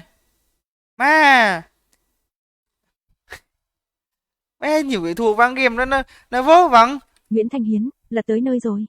Chứ lật nào chứ còn gì nữa, ăn tè thằng bắt đầu mình công thôi.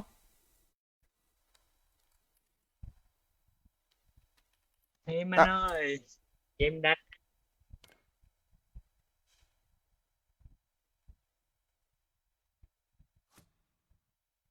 Ai đánh đầu thì xin phép kích nha.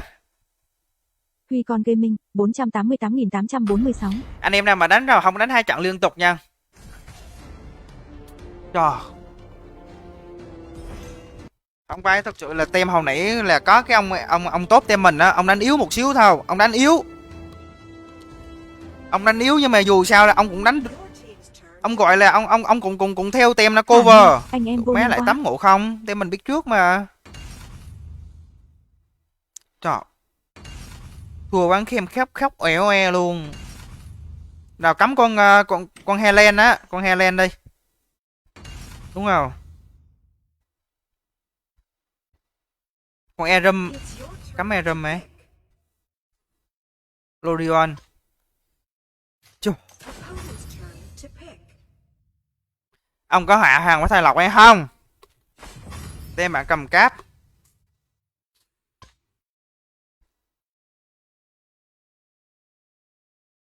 Quay anh em biết gì biết đây.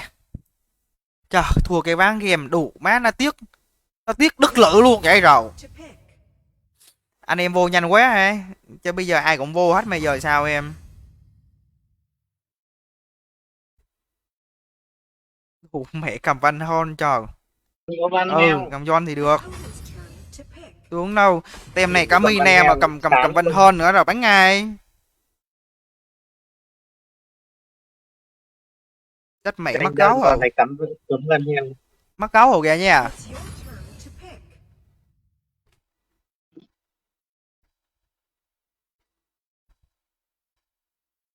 Bên đi. Kiểu đi. Hát được em đi. Hát được đấy.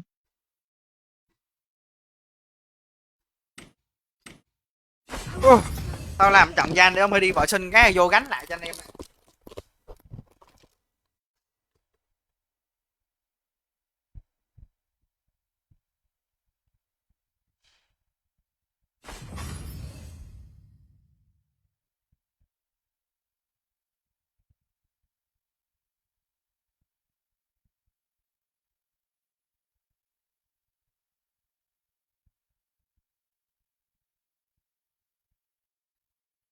Ten seconds remaining.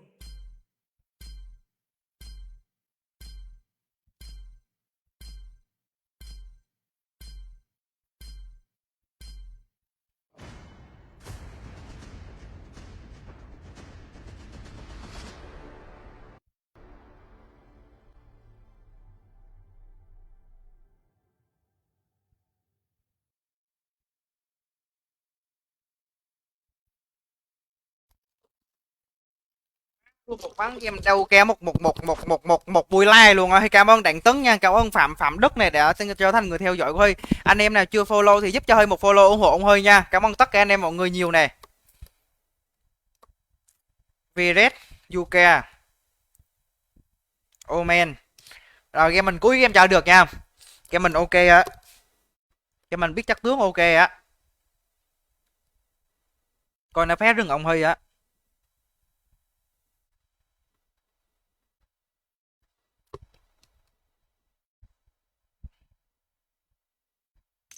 Chào mừng đến Bình Chọn Nguyên sao vô xin tận. slot bạn ơi. Ok fan ơi, cứ nhập ID mà vô nha. Luôn có 4 slot. Kết trận sau 5 giây. Impasto. Đội xông lên. Con nó phép bùa ông Huy này ASP vậy. Tài SP hay tài?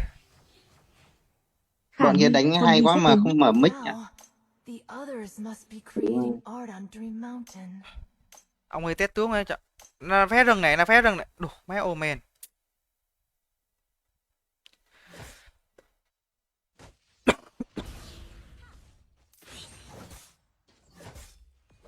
To paint more is to see more.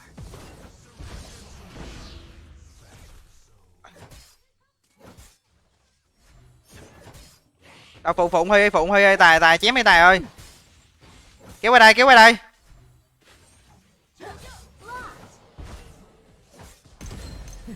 First blood.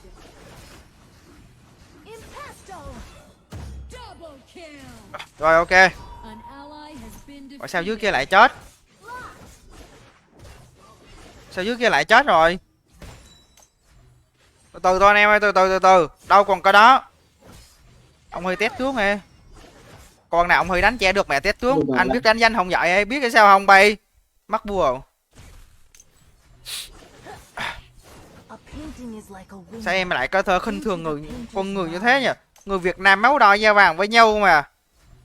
Impasto.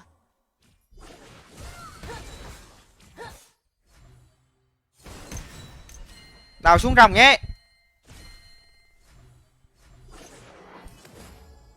Rồng nhé anh em ơi, rồng nhé. No. No. This is not what I want. Thằng này biết đầu ông Huy game à? mạnh lắm. Top ơi, xuống gan luôn Top ơi. Quay. Đi hai thằng nó mạnh lắm rồi. Trời ơi, đam to vậy bay. And the reunion. Rồi bà đi. Phe này lỗi anh em ơi, nhào vô đi đánh như thế không phải chơi. An ally has been defeated. It's an entirely Là new sao? vision. Thằng Tinh Anh đánh sao nói ra. Thằng đấy nó đánh được, thằng Thịnh nó đánh được mà sao cái phe nó game này nó lỗi dữ che hiếu nữa. Nó đánh được chứ không phải là không được đâu. Thôi mình mắc rồng thì anh ta thôi, mắc rồng anh ta. A painting is like a window into the painter's mind. Nó lại vào cướp bùa đào cung hơi nữa kìa, đủ má mái thằng này. Bỏ nó đi, bỏ nó đi. Fine paint. Anh ơi.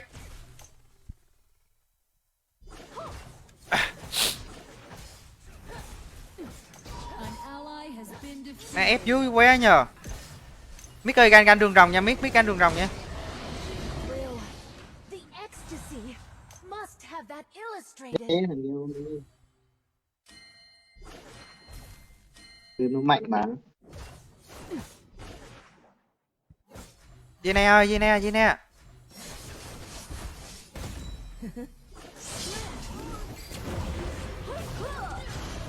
You have defeated an enemy. Khả nghi, phí rảnh cà phê anh Huy.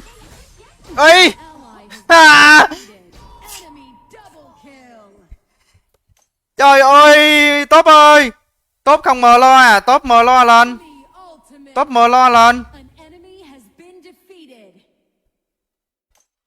Tí không em. Trời Tê ơi. chết ngoài. It's an entirely new vision. Nguyễn Thanh Hiến, tay giữ kia. Đủ má là cái phe đấy. Đang xem stream nó stream delay 10 giây mà stream cái gì? Stream delay tới tận 10 giây luôn anh em ơi. Is to see more. Tê tiếng Anh đúng lon.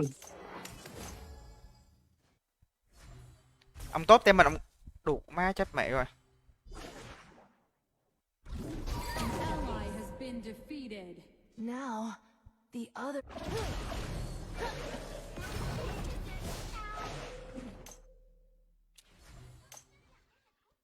Ủa má Kìa, đây cây nào không? dữ bay.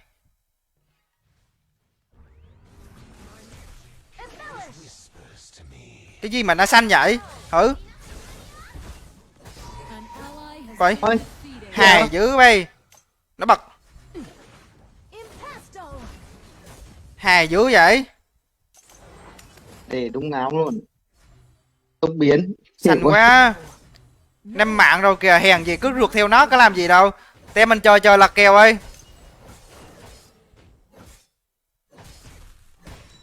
Không có John là có tất kè này, mày có John là có tất kè.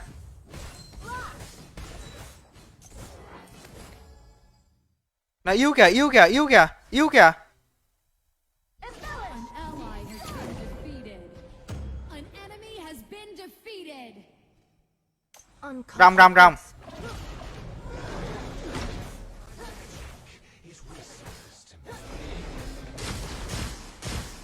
Nào lấy trụ luôn. The ecstasy must have that illustrated. Sái trụ trước nha, mục tiêu là trụ nha. Light it out. Your tower has been destroyed.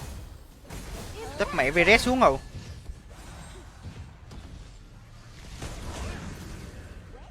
An ally has been defeated. Lực quá. Enemy onslaught. Thôi bị ao nhây mẹ rồi.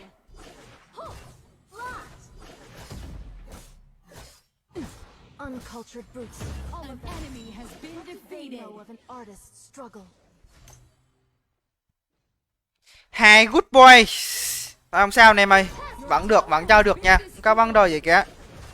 Your team has destroyed a tower. Mấy em biết tem bạn xanh quá. No. This is Enemy not what I want. dominating.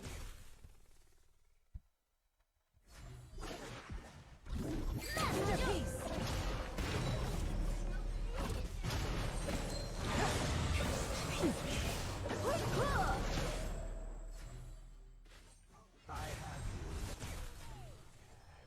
Tao giết nó đi.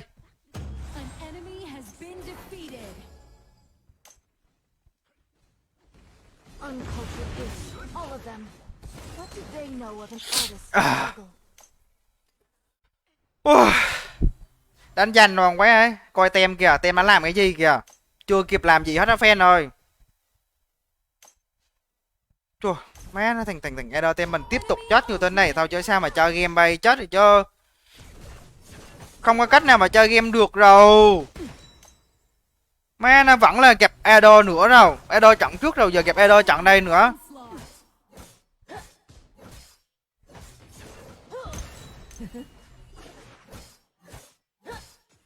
Có sách chưa? Sách lên đa mà chơi game nha.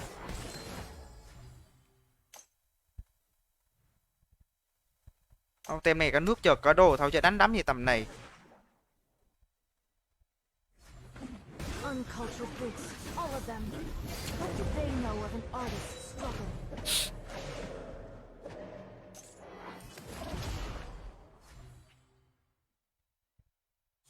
Đường giữa. Thôi chỉ là thu thôi.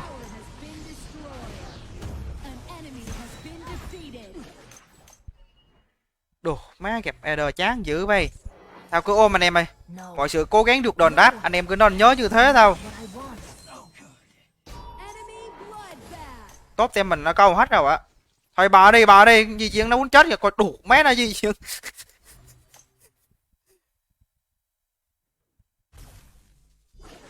Uncultured brutes, all of them.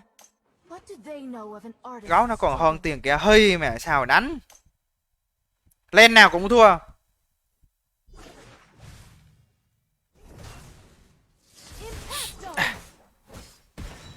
Ngày xưa đó mình đã ương ao người Việt Nam máu đỏ da vàng chiến đấu tới hơi thôi cuối cùng nha anh em ơi, che vấn đề gì kìa.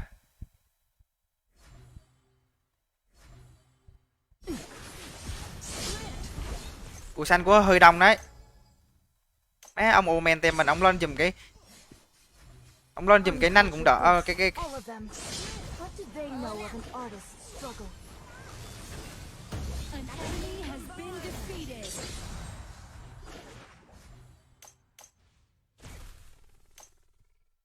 ok. Ông lên giùm cái đao triệu hồn cũng đỡ, ông lên mẹ kiếm Fanny nữa chứ. Đủ má, tem là yếu á.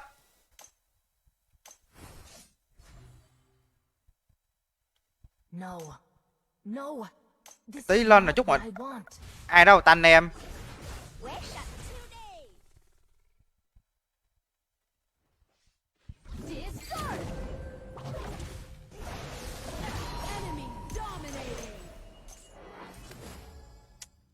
Eder tem mình đã chết nữa. Trời ơi, Uncultured brutes. anh dây nè. Trận trước cũng Eder báo, trận này cũng Eder. Lại đây nào. Quét sạch chiêu đi. Vào đi.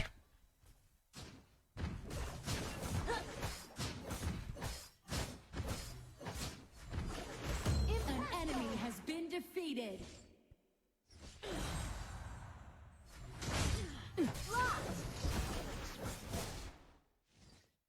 Ngày xưa đó mình đã ương ao tình minh máy không thể chia lìa, cho dù sao cùng yêu xuống đời.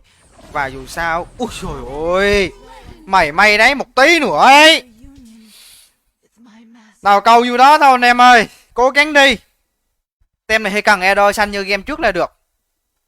Chỉ cần Eder xanh như game trước là được anh em ơi. Diệt thần cung với cây nanh nữa. An ally has been defeated.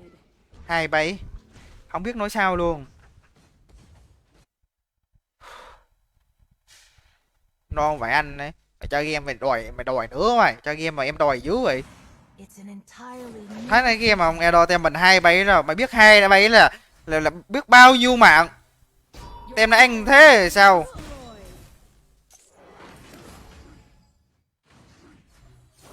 Thu thâu. Your tower has been destroyed. No. This is not what I want.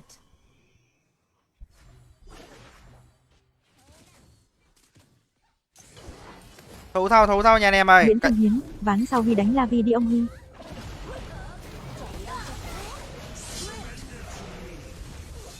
Kìa làm việc kìa.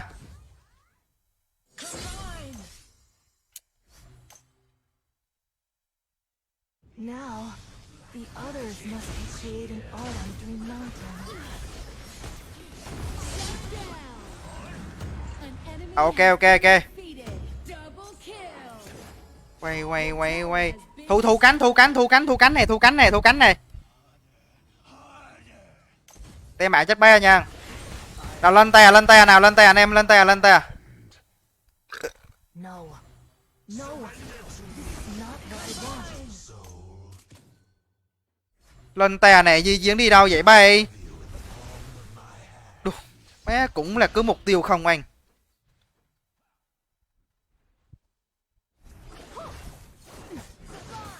Sái đi ơi.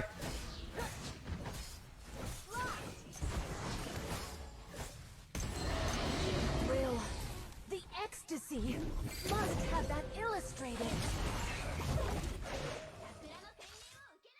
Rồi bà nha, bà. Phe này bà.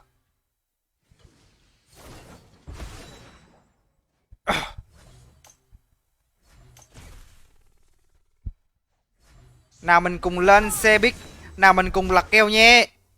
Ui, thôi bạn. Ui, đông thế. Impasto. Gene góc đẹp kìa, Gene góc đẹp kìa. Into Cẩn thận nha the Gene ơi. mind. Xong làm game mới đợi nãy giờ, ok có nhập ID mày vô thôi nha. Tôi biết thích chơi game không? Thì bây giờ là cái thơ thủ mà. Thơ thủ chờ cơ hội tao chứ, thì mình biết chất tướng của mình chứ. Is to see more. Lever cờ tôi lạy mày luôn á. Bây giờ còn không có cách nào làm được hết thực sự luôn. Bây giờ cả làm gì được khác đâu. Má nó chón kìa. Vậy sao đánh?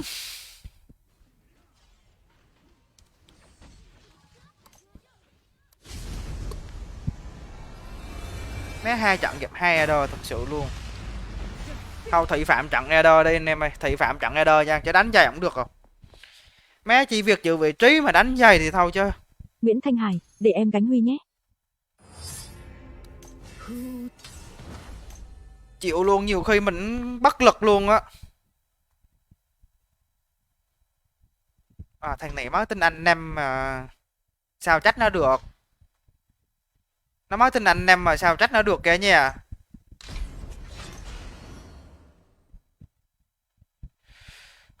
À đây là 169. 169. Không bay 4. Huy con gaming 169. 169.074. Không bay 4 đánh danh kìa quá. Ok nha, tôi tôn trọng ý kiến của bạn. Không đánh danh kìa quá. Ok nha, tôi tôn trọng ý kiến của bạn. Hello anh Huy ơi. Ừ. Đánh danh kìa quá. Ok. Đợi em Huy làm trận thị phạm Eder này.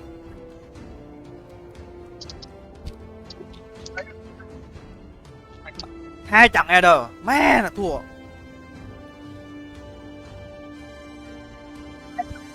Ngày xưa đó mình vô không kịp. giờ sao?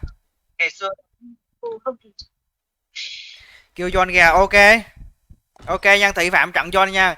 Nhưng mà bạn có chịu coi không này, bạn No Love Ken đây. Bạn chú ý bạn có coi không đây nè. Anh em nào đang mơ mic tech mic đi. Nó vang lại trên like của ông Huy nè. Rồi ok, thị phạm trận John nha. Đây cà rốt đi rừng ấy rồi, ok. Ai đang mơ mic tech cho mà cái mic đi. Đây cà rốt đi rừng ấy rồi, ok. Một là tech mic, còn hai là tech tiếng like cũng được.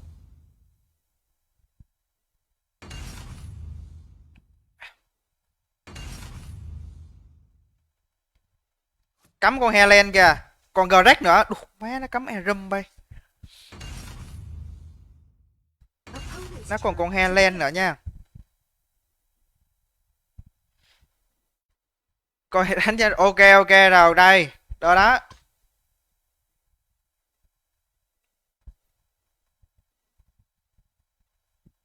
Nè. Ông Huy biết sâu nha, biết sâu. Helen nè.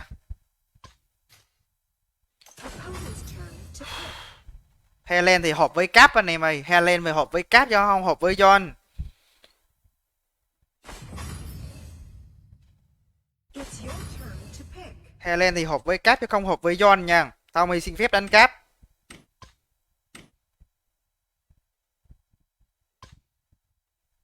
Đánh Cap nha kìa nha. Mình phải gọi là mình sao mà mình biết tướng gọi là mình mạnh nhất, kết hợp mạnh nhất, cho biết Helen mà mình biết John thì nó lại mất lợi thế quá đi. Hút máu, tốc đánh, tốc chạy, sát thương. Rồi ok. Team's turn to pick. Anh em đang xem live giúp cho ông Huy một like, một follow ủng hộ ông Huy nha. Cảm ơn tất cả anh em và mọi người nhiều nè.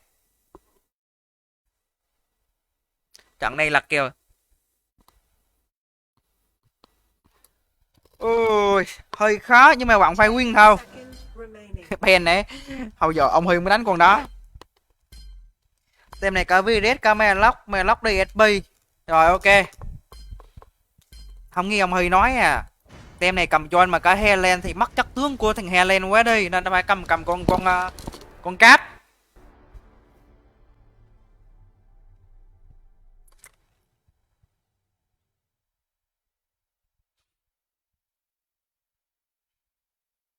Tem này Helen lên ép luôn nha, Helen lên ép luôn. Đánh hay con nào trẻ hợp ấy phải đạn. Thế bạn có coi đánh dài không? Có khi nào một con mạnh mà người ta phải kết hợp, biết sao mà gọi là kết hợp mạnh nhất, cho ai lại biết một con mạnh. Trời ơi, làm gì mẹ chú vậy Tình. Người ta không góp ý thôi, tôn trọng tất cả ý kiến mọi người, có vấn đề gì đâu. Sẵn sàng. Kẻ địch sẽ xuất trận. Đây Helen ơi, lên này nó núp bụi trao luôn nè. Cả đội xông lên.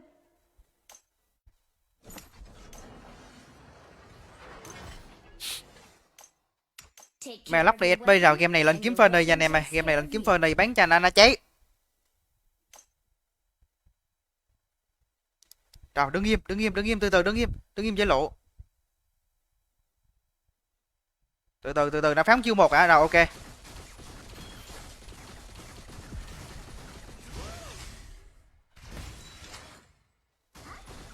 Ngươi anh chim luôn nha, anh chim luôn. Coi vô ép nè. Bùa đó nè. Trời ơi anh em. Cái game. Đầu game mạnh thì cứ chơi thôi chứ. Máu lên.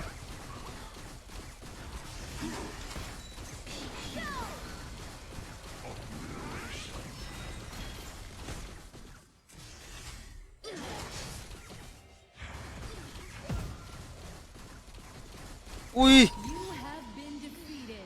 Enemy double kill. Sao vậy? Sao chết sớm vậy? Cho ơi lên 27 giây nữa ra rồng nha. Rồi máu phe đầu tiên mà chết một mạng rồi vậy. Mệt mỏi dữ vậy. Ngày xưa đó. Này thì cướp. Tem nó vô kịp thời quá. Từ giới gia anh. An ally has been defeated.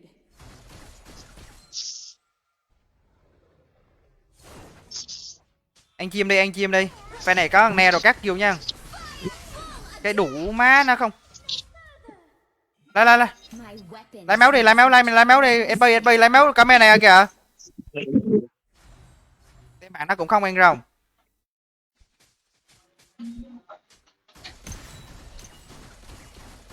Farm đi. Đây vẫn farm này kìa nha ơi, vẫn farm này.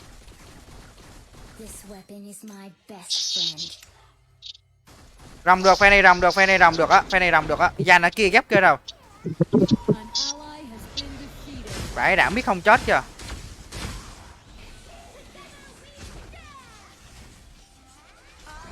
Rồi ok nha, có rồng nhé anh em.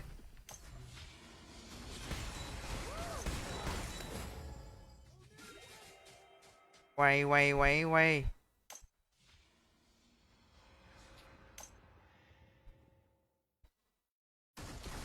Cướp này. Ô con ngư rồi.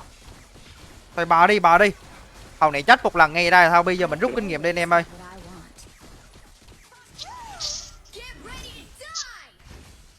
Quay có tiên nào chơi, có tiên nào muốn làm gì thì làm. Một ke xéo.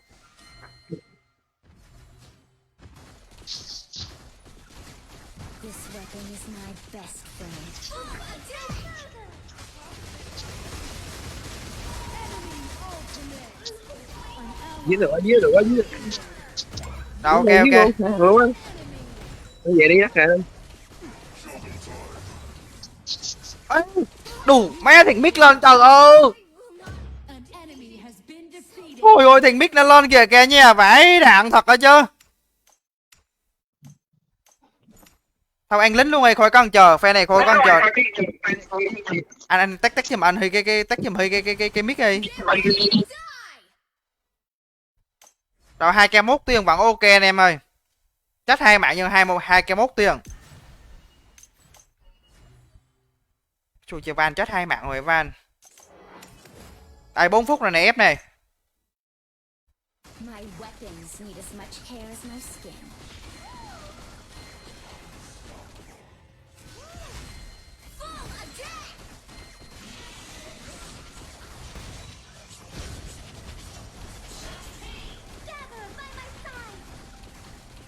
Thằng mic tem bạn chưa thay, mic tem bạn nha, nó lên á. Rồi tiếp tục ép này, bom máu lên, bom máu cho mic kìa. Ông game này ok thôi. Quay. Đó, phe này ép được. Nó bò đâu.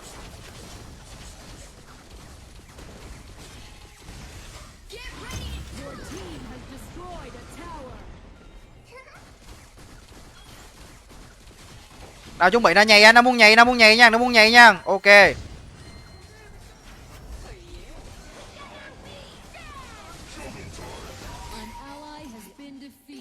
Sao lúc nào thằng Jan nó cũng không kịp thời là sao ta?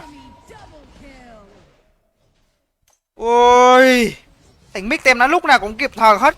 Che thấy rừng tem mình nó cover được cái nào hết. Đâu thôi coi như đối trụ thôi. Ủa vãi đạn Ben đi. Nãy giờ mới phát hiện là Ben đi tốt à. Thú.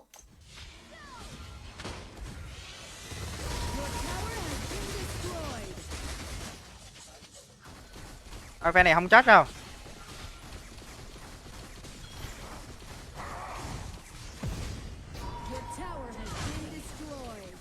Máu đâu.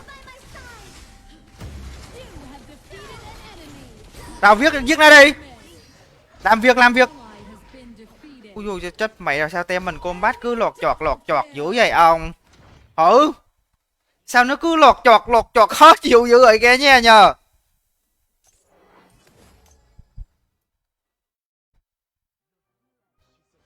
Tem mình đẹp mong nó còn biết thằng do này khó chịu dữ không. Thằng Ben nữa. Khó quá. Lại lật kèo nữa nè. Thôi bây giờ gian team mình bây giờ. Thôi cứ farm đi.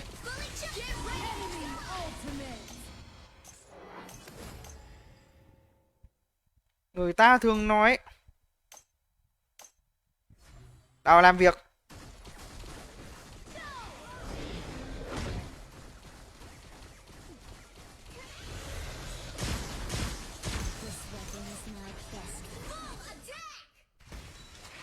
Tem bạn bọc cho kìa hay sao á. Quay. Thôi cứ farm nha. This weapon is my best friend. Enemy bloodbath. Khó dữ vậy. An ally has been defeated. Enemy double kill. Trời ơi đam của nó kìa. You have been defeated. Thua sống cho bất đau khô ấy. Your tower has been destroyed. Thực sự á chứ. Your tower 320 bay. destroyed. Đợi em gian cho. Your team has destroyed a Nói sao mà tower. thực sự luôn á, thua sớm bớt đeo khô kìa nha.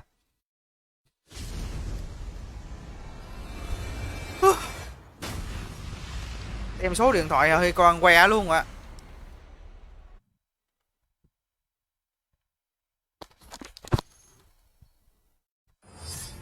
À bất rồi. Má nè, chơi game mất tinh thần quá. I did.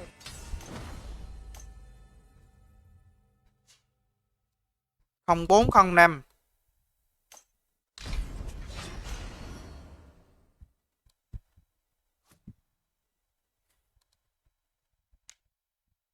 Vô đi anh em ơi, vô đi. Ai đây là 144. 144 673.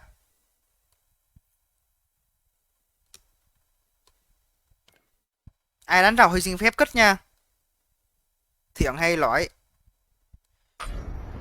Sao vậy? Cầm pen đi tốt nữa ấy ba à. Má nợ luôn.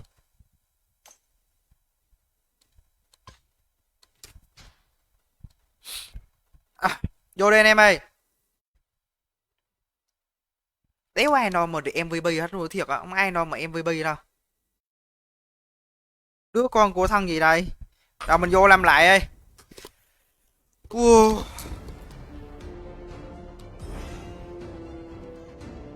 Má đúng thắng thua tại đồng đội anh em. Một mình không là tất cả. Một mình không là gì cả. Ước gì đánh trận ngộ không cho Johnny xem hơi con ấy từ từ. Có cơ hội là biết thôi.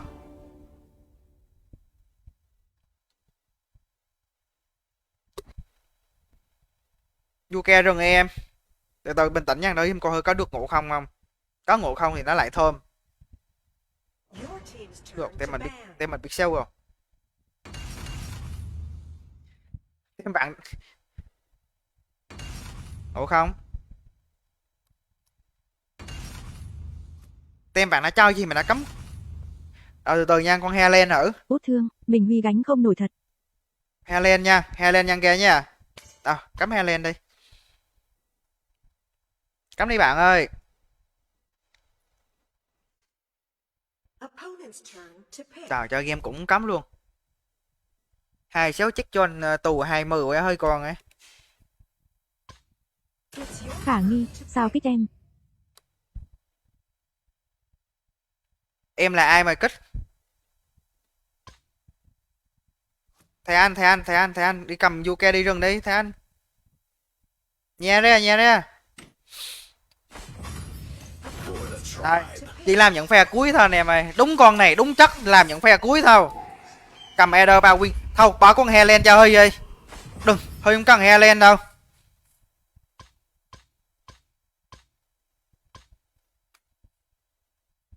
Tem mình kêu cấm Helen không chịu. 6 phút GG ấy. Team's turn to pick. Tôi đi đường giữa. Thâu Thiện cái đánh tốt rồi, đánh này tốt ơi Thiện ơi. Nó người ta xin người tao. Quay. Con đá cờ rét này ăn công chúa ơi. Ok. Opponent's turn. Game này ông Huy chỉ 6 phút GG nữa. Rồi xem ông Huy bán con này lại ghiền nữa. Ông Huy chỉ làm những phe cuối thôi. Cầm bọc phá luôn NFL. Một cầm xi nhược còn hai là cầm Isove có ghi đủ hạt bè này không cần. Một cầm xi nhược còn hai là cầm hồi máu á. Rồi coi tem này có combat không? Hồi máu xin yêu. Hồi máu đi An ơi, hồi máu đi.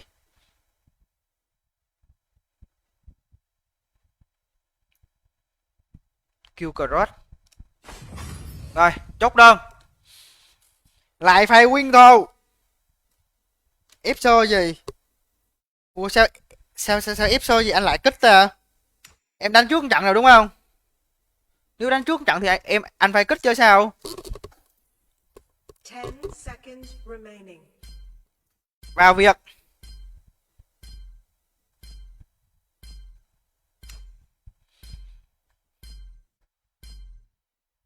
Vào việc thôi. Chứ đó anh em kêu sao thua hoài, cầm con này là bao win luôn. Người Việt Nam máu đai da vàng mà Nghĩa rồi đi đâu hết rồi ta. Nghĩa hiến rồi các kiểu. Mấy ông thằng này chết đầu bo hơi là chết rồi.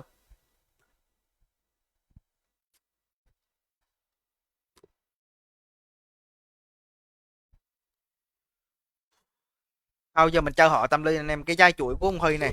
Ông Huy đeo vô một cái cho cái họ tâm linh nữa, mình bắn nó nâng cấp hơn không nha. Giờ mình chơi đánh thua dữ quá chơi họ tâm linh chơi rồi sao? Sẵn sàng. Kẻ địch sẽ xuất trận sau 5 giây. Sẽ xuất hiện sau 5 giây. Thor nè. Lên. Con Thor là cũng là cái con cao tôi con này nha kìa nha. Đã làm một viên xanh một ulti là chết ông Huy thế thôi. Perfect spot.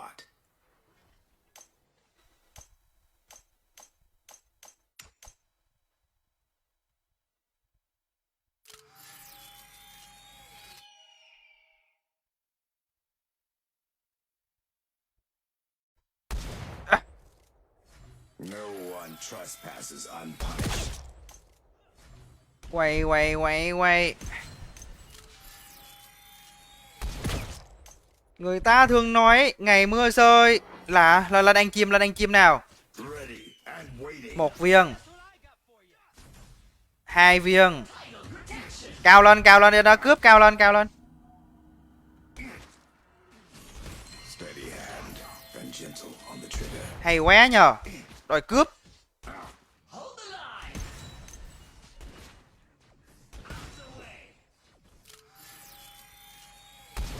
Một viên.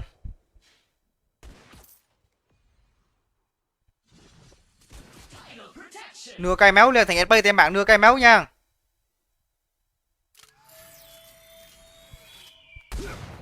Đủ. Chả mẹ chuột ông. For the perfect spot.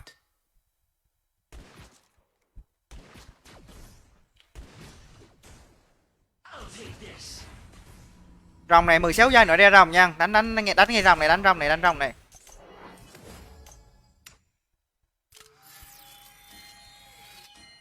Thằng này y trâu. Herald máu nó cho nó khỏi combat này. Ok. An enemy has been defeated. Anh em đâu? Thôi rồi, ơi ơi. Top ơi, ông Huy đây, top ơi. Ông Huy vẫn ở đây mày ạ. You have defeated an enemy. Double kill. Nhẹ nhàng tình cảm. Rất là nhẹ nhàng tình cảm và hoa mỹ luôn kìa nha, không rườm rè. Không cần rườm rè gì kìa. Đâu làm nhẹ con rồng.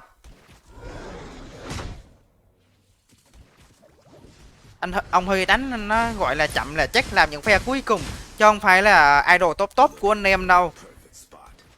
Người ta quay là trúng. Trời, sượt bếp tay. 1 viên. 1 viên. Thằng mid lên. An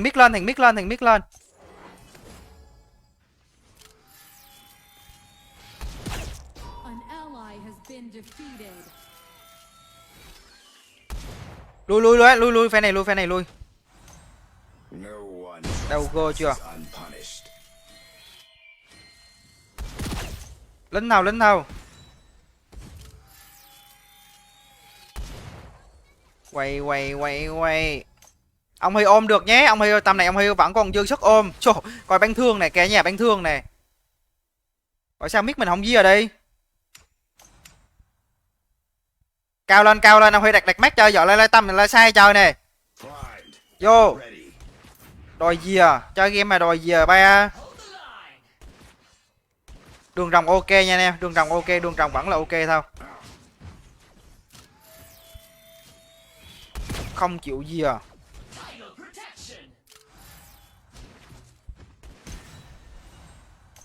An ally has Thằng been rừng defeated. tem bạn chuẩn bị gan đường rồng. Ông Huy làm con mắt ngay đây nhẹ nhàng ấy.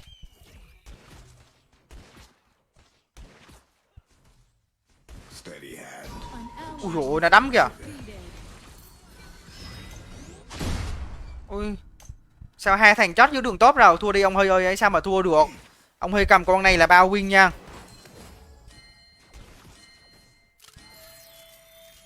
Your tower has been destroyed. Trời ơi, nó bắn kìa, trời ơi. Thứ gì mẹ chịu nấu. Thằng FP tên mình sao vậy? Đang di chuyển mà bó vậy? Looking for the perfect spot.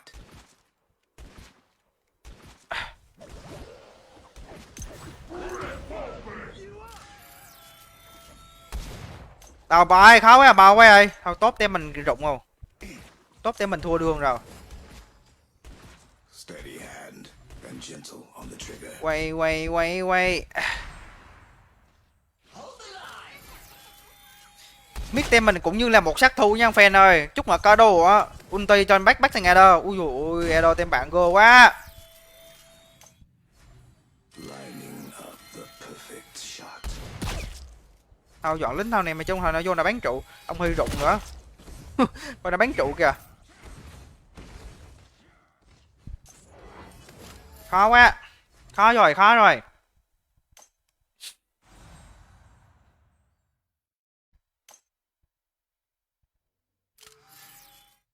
Eye of the Falcon. Trời ơi, một tí là cướp được rồi. Cái SP tem mình nó di chuyển tào lao quá nhờ. Bây giờ đang thu cái con này. Mất đường nữa đâu. Your tower has been destroyed. Thôi cứ từ từ anh em ơi, cứ từ từ nha. Lái tầm lái sai có cơ hội là chờ thế thôi. No one trespasses unpunished. Dọn lính phe này dọn lính chồng Huyền cái. Your tower has been destroyed. An ally has been defeated.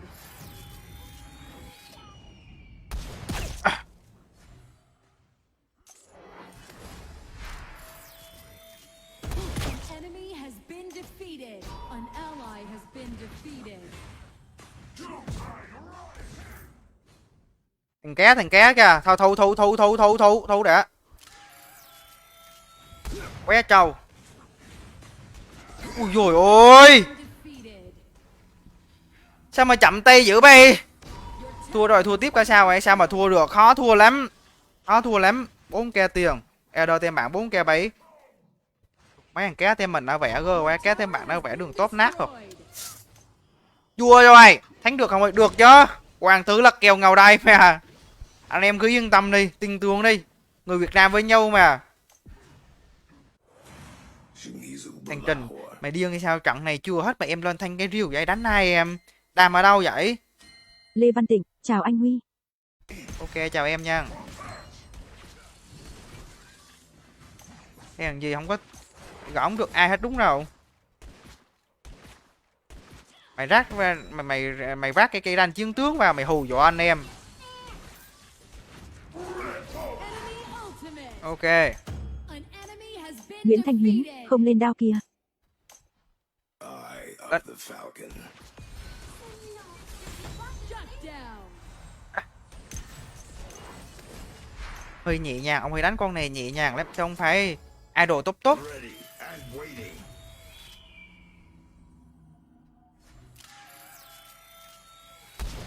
Một viên. Lên đao nha, tốt rồi, lên đao nha.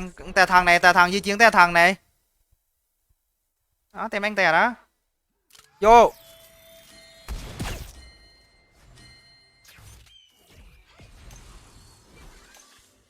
No one trespasses Đó ông Huy đặt mắt cho.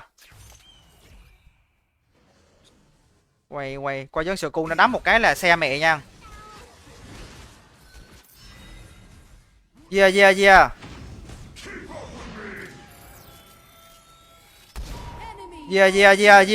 Đi liền trong hơi, đi về thú. Trời. Double kill. Nguyễn Thanh Hiến, không lên đao cá nó vậy thôi rồi. Been destroyed. Trời. looking for the perfect spot. Thâu đường giữa này. Lại một mình ông Huy.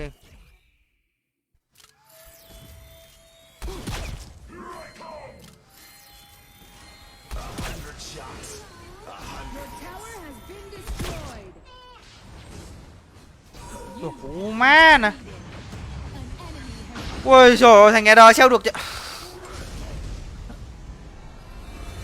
Chứ sao mà dài sao quên. Trời ơi. Ôi trời ơi.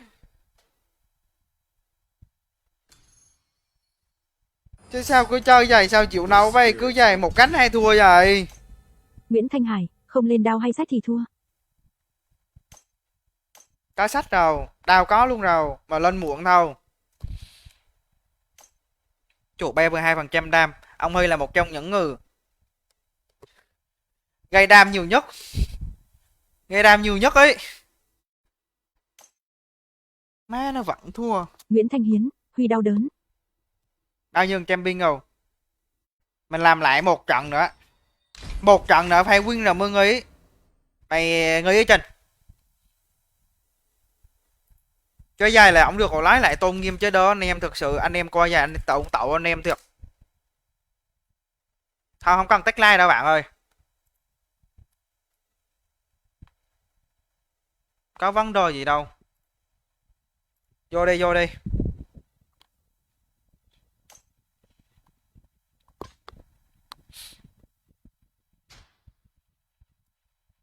Tám bút nè rừng ơi Thịnh nè, mày vô mày phé nữa ấy Thịnh.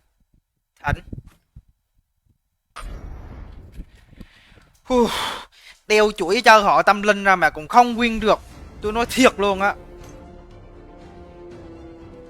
Nguyễn Thanh Hiến, đồng đội báo ông quài. Buồn bã. Thịnh đánh cho đàng hoàng đi nha. Mày đánh như thế là mất một trận đấu. Bây giờ anh đen luôn kéo một buổi sáng đây.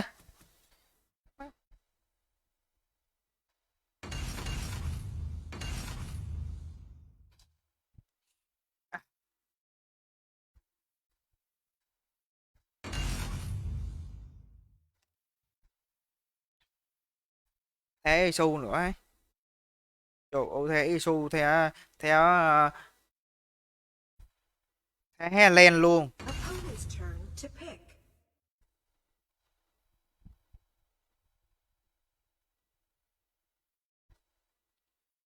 Bao cầm John không nghe ấy. It's your turn Có to quan pick. trọng. Ôi trời ơi. Cái ai lon gì lon không? Nè đi rừng. Nè đi rừng thì đi FB. Opponent's turn to pick. Alex. Muốn chọn Cavani. Mày dẹp mẹ con Cavani luôn ơi Thịnh ơi. Mày đi top đi. Nghĩa Lê, hello hello em trai cây cây. Cuộc sống này mày dẹp đi, mày đi top đi.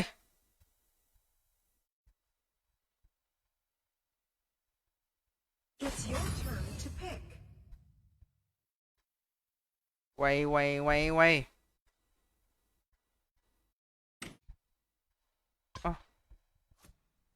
Cahill. Edo đến Huy. Làm trận Edo đây nữa thua offline nha.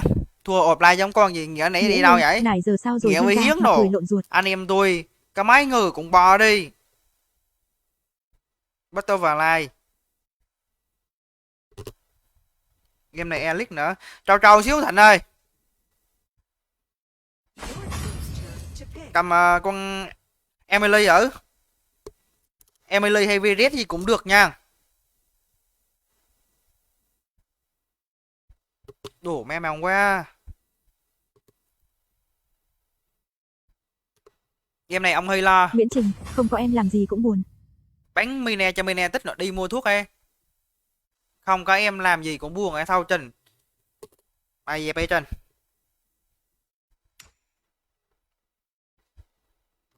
Game này là dồn đam.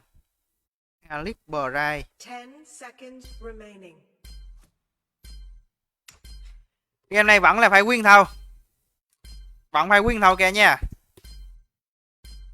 Trời ơi, chơi game gì mà đồng đội gì mà báo 2 trận liên tục. Cứ một gánh 2 thua không. 3 trận rồi thua 3 trận rồi. Này 45 sao giờ còn 42 sao.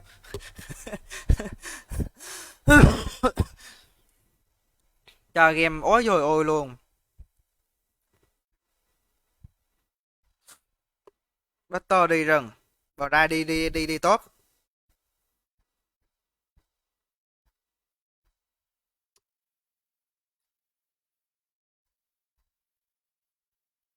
You are on the Nghĩa Lê, làm ngụm nước cho tỉnh táo cây cây. Sẵn sàng. Kẻ địch sẽ xuất trận sau 5 giây. Quay. Cả đội xông lên.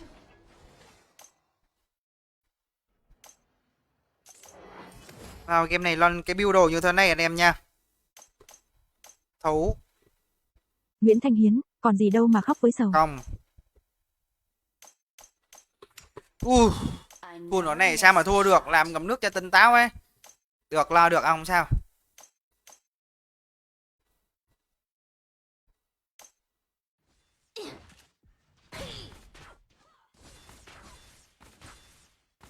Vì nè máu vô Nghĩa Lê, còn như sao ông Huy cây cây.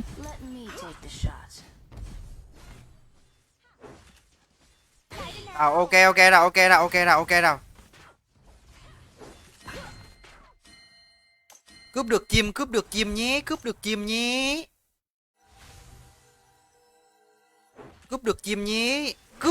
nhé. Hộp. Rồi có chiến công đâu rồi. Anh gơ lắm. Ông Huy cầm Eder anh gơ lắm. Anh em cứ yên tâm đi. Tham lam. Đòi bách ai.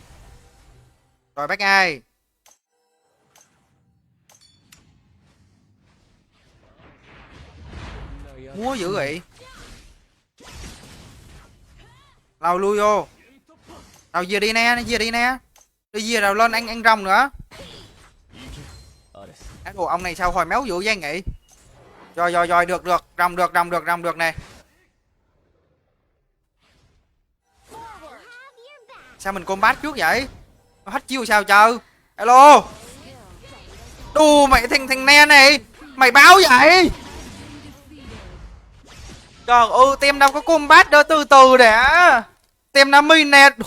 Má cái thằng ne này múa cái quần quỳ gì? Chuột trên neo vư nè. Cái tay nhanh hơn não mẹ rồi.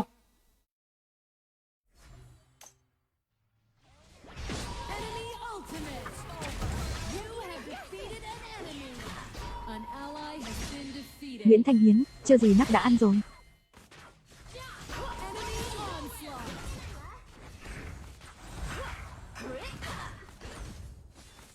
Làm việc ra đây Thành ơi. Ok. Chuột múa. Múa cũng điệu ngọ chứ. Thôi rồi ta đã xa nhau. Nói chung cuộc sao cũng ok anh em, học ra 6 tiền. Cũng phải là thoạt gì lắm. Đâu cũng vào đó.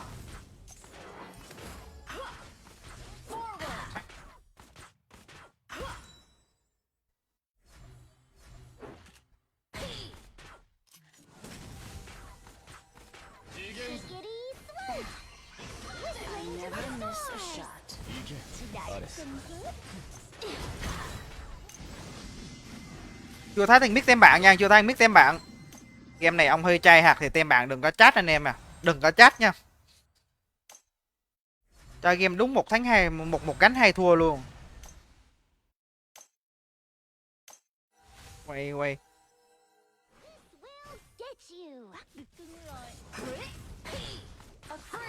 Mic tem bạn lên.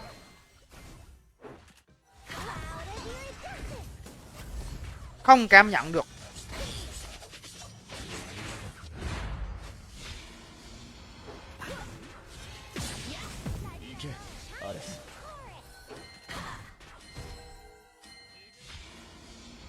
Thôi, SP mình yếu thì gì ở đây,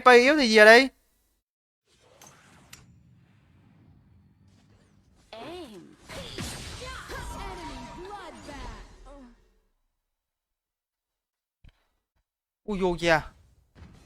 Trời ơi. Ui trời ơi.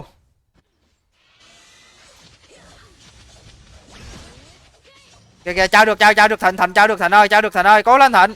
Rồi ok. Nghĩa Lê, game này căng nữa cây cây.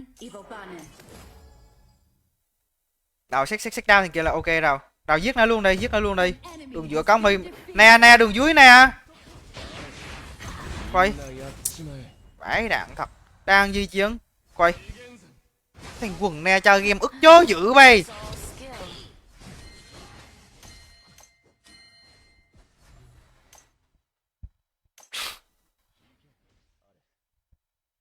Mắc đường. Tower has been destroyed.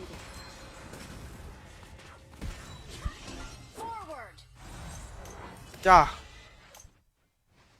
Thật là vãi đạn luôn bay ơi. Thâu cho lính là the đi chứ. Nè mày bóc muối này ơi, mày chỉ là tin anh thôi nè. Mày không có vấn đề gì mày bớt đi.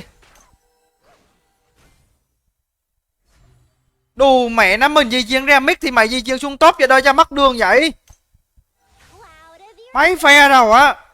Múa không à.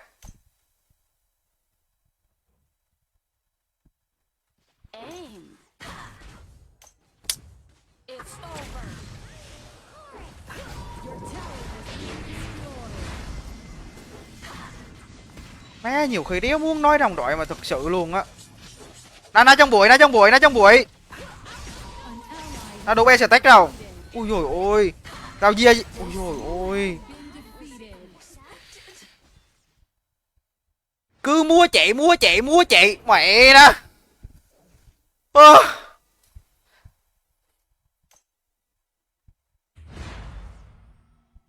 Bây giờ mày la mày đai đường đi. Mấy thằng Thịnh nó di chuyển phe đấy mẹ. Trời ơi. Nghĩa Lê, tôi không khóc. Đánh được. Nói cho lật kèo đoạn này mày, mình đùa cho vui thôi. Mình nói đùa cho vui thôi. Bao cơ bùi xanh đó kìa. Mẹ chân chị hụt kìa. Xem chết. Rồi hay rồi. Tem bạn chết hay. Từ từ tôi cút.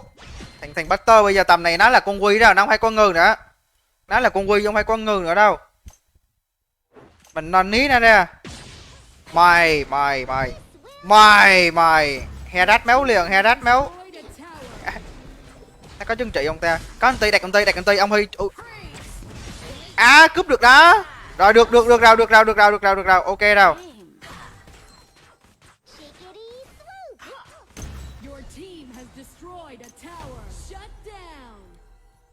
Butter nào em, Butter đi di chiến rồi. Rồi ok, lái trụ rồng nè. Nghĩa Lê, bơm cho ông Huy bình oxy gấp cây. Được, ông Huy lo được nè. Đâu cút đi gì mau thêm nó kêu lên, mau lên. Đó thêm mà lên thấy chưa? Không được, game này lo được mà. Game này ông Huy lo được.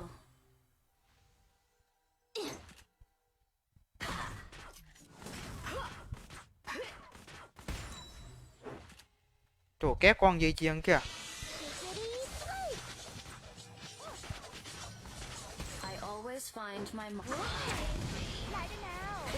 Dài đâu.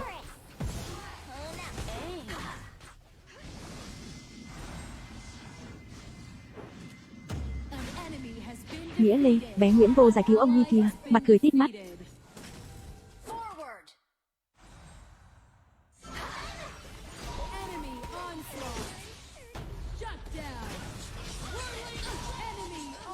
Ý, rồi hay rồi. Ok. Được, game này chơi được. Ok, chào Nghiêng Star nha, đi công chuyện gì đâu em. Game này ok anh em ơi, không có vấn đề gì hết, ông Huy vẫn ok mà. Thằng này tem mình rất là ok rồi, tem mư mạng nó 020, nó chưa có cái vấn đề gì trong tem á, nói chung nó cũng là ok. Sao anh em ơi, vẫn cho được nha. Anh em cứ yên tâm đi. Em nó múa rất là đẳng cấp luôn. Múa mượt. Múa như mà idol top. Anh em cứ bình tĩnh, tin tưởng em nó. Tôi tin tưởng đồng đội dữ lắm luôn á.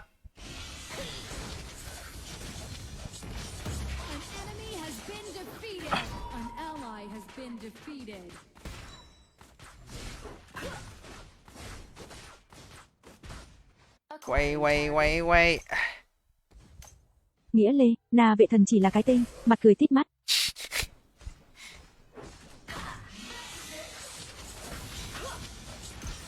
Được, ông cứ nói vậy, phải tin tưởng đồng đội. Tôi tin tưởng đồng đội.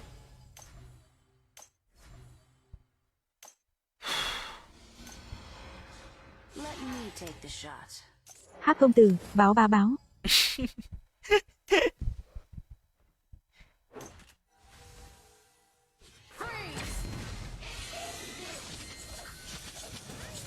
An enemy has been defeated. Rồi hay rồi, hay rồi, hay rồi, hay rồi, hay rồi.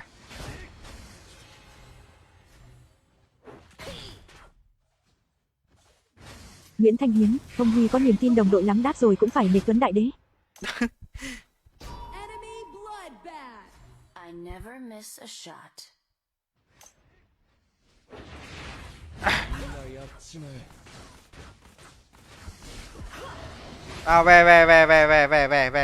về.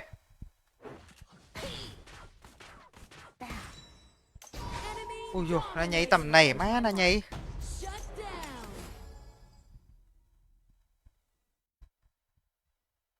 Aim.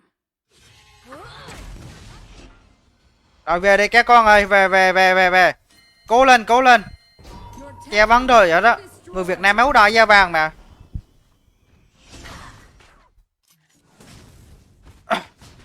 Quay.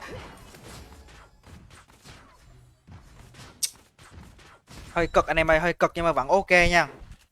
Vẫn cho game được.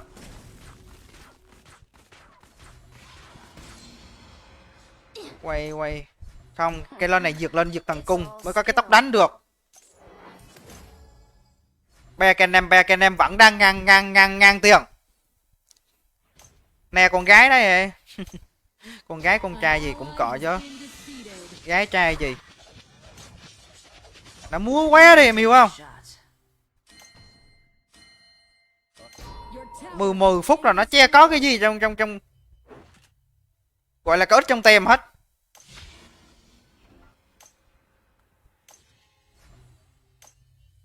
Mệt mỏi. I always find my mark.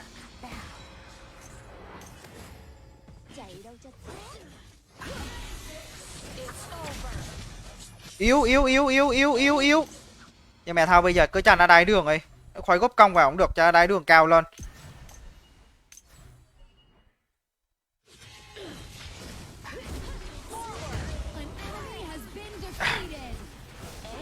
Âu ba.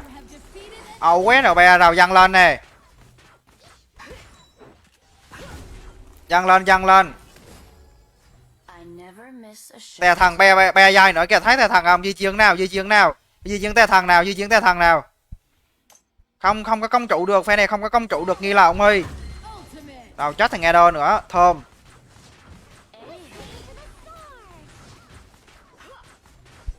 An ally has been defeated. Yeah, no sweat.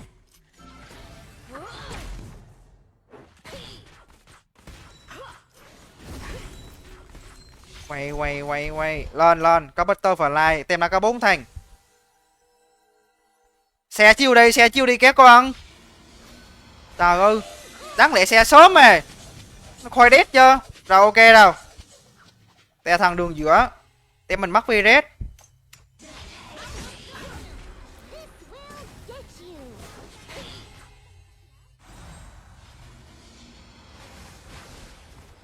Ông Huy lên cái áo tròn banh là ông Huy có cái mục đích hết rồi nha.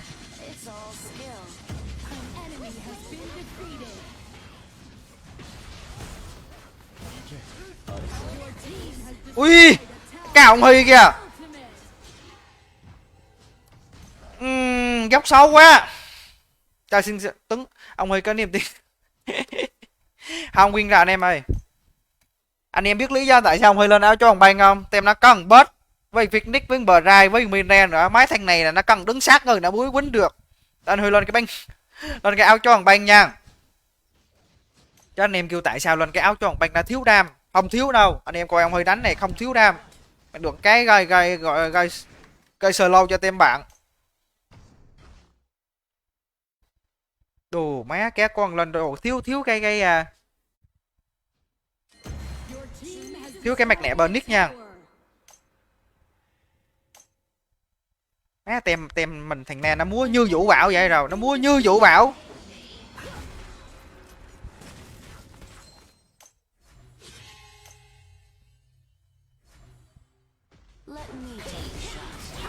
Ok. Kinh công bóng đêm nhé. Đưa cho cái náo bùa xanh cho nó múa. Tem bạn chết hai này anh bùa xanh đi đi đi. Đi này cái nhà con te này. Nhanh đi.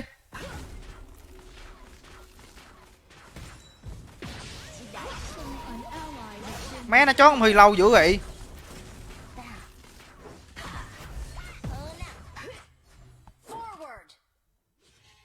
Nghĩa Lê, ở nhà anh là cá con, ra đường anh là cá mập. Mặt cười tít mắt. Ui trời ơi, đam của thành nó cây dữ bay. Hử. Lao nó cao đấy, lao nó cao đấy. Im ti.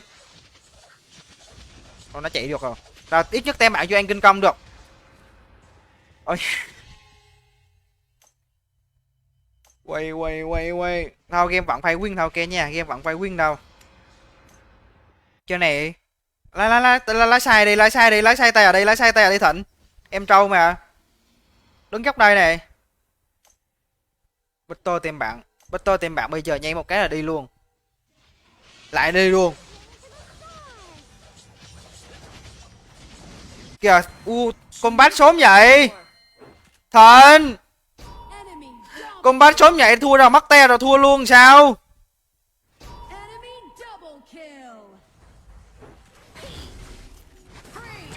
Chết rồi Thịnh ơi. Nghĩa Lê, rồi thua. Thua đâu? Cũng là thằng Thịnh nữa.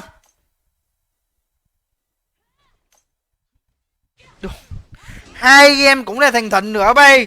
Cái con tè mắc con tè rồi thua sao đánh? Sau này giờ trong vô vọng rồi. Không được còn này ơi. Mấy sao anh em chơi game thực sự là nó gọi là không có cái kinh nghiệm hay sao á. Cái phút thứ 15 thì mình một là tè còn hai mình phải thu chứ. Ít nhất 3 đường ấy. Phạm Hoàng Thao, chú bé đần. Mẹ cứ combat vậy thực sự luôn á. Nào mắc te rồi.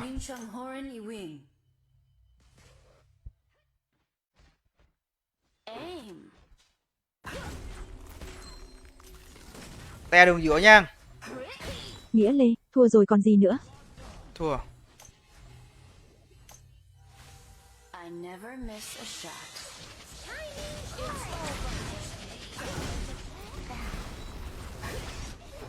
Your tower has been destroyed. You have defeated an enemy. Enemy onslaught. An ally has been defeated. Shut down. Defeat.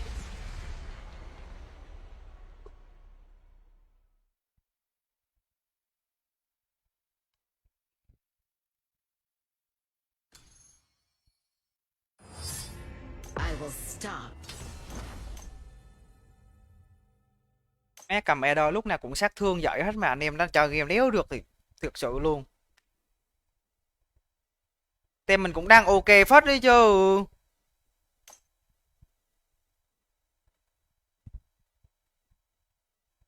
Mẹ thua luôn một thua một phe đi luôn.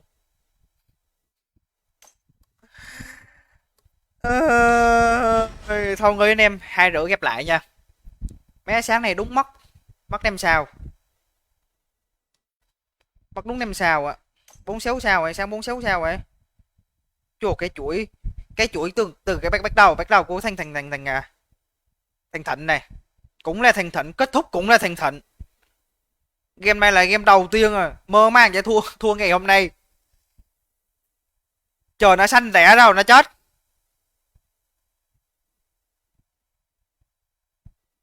Nó không ăn tè à? Một trận. Nghĩa Lê, Thịnh ơi tha anh, mặt cười lộn ruột. Thịnh ơi tha anh đó. Thịnh với Tấn. Thôi người anh em ơi, người chiều này đánh nha. Bye bye tất cả anh em và mọi người này, chúc anh em và mọi người tốt lành nha. Hết Tấn rồi tới Thịnh đấy. Thôi người ngon anh em, người ngon.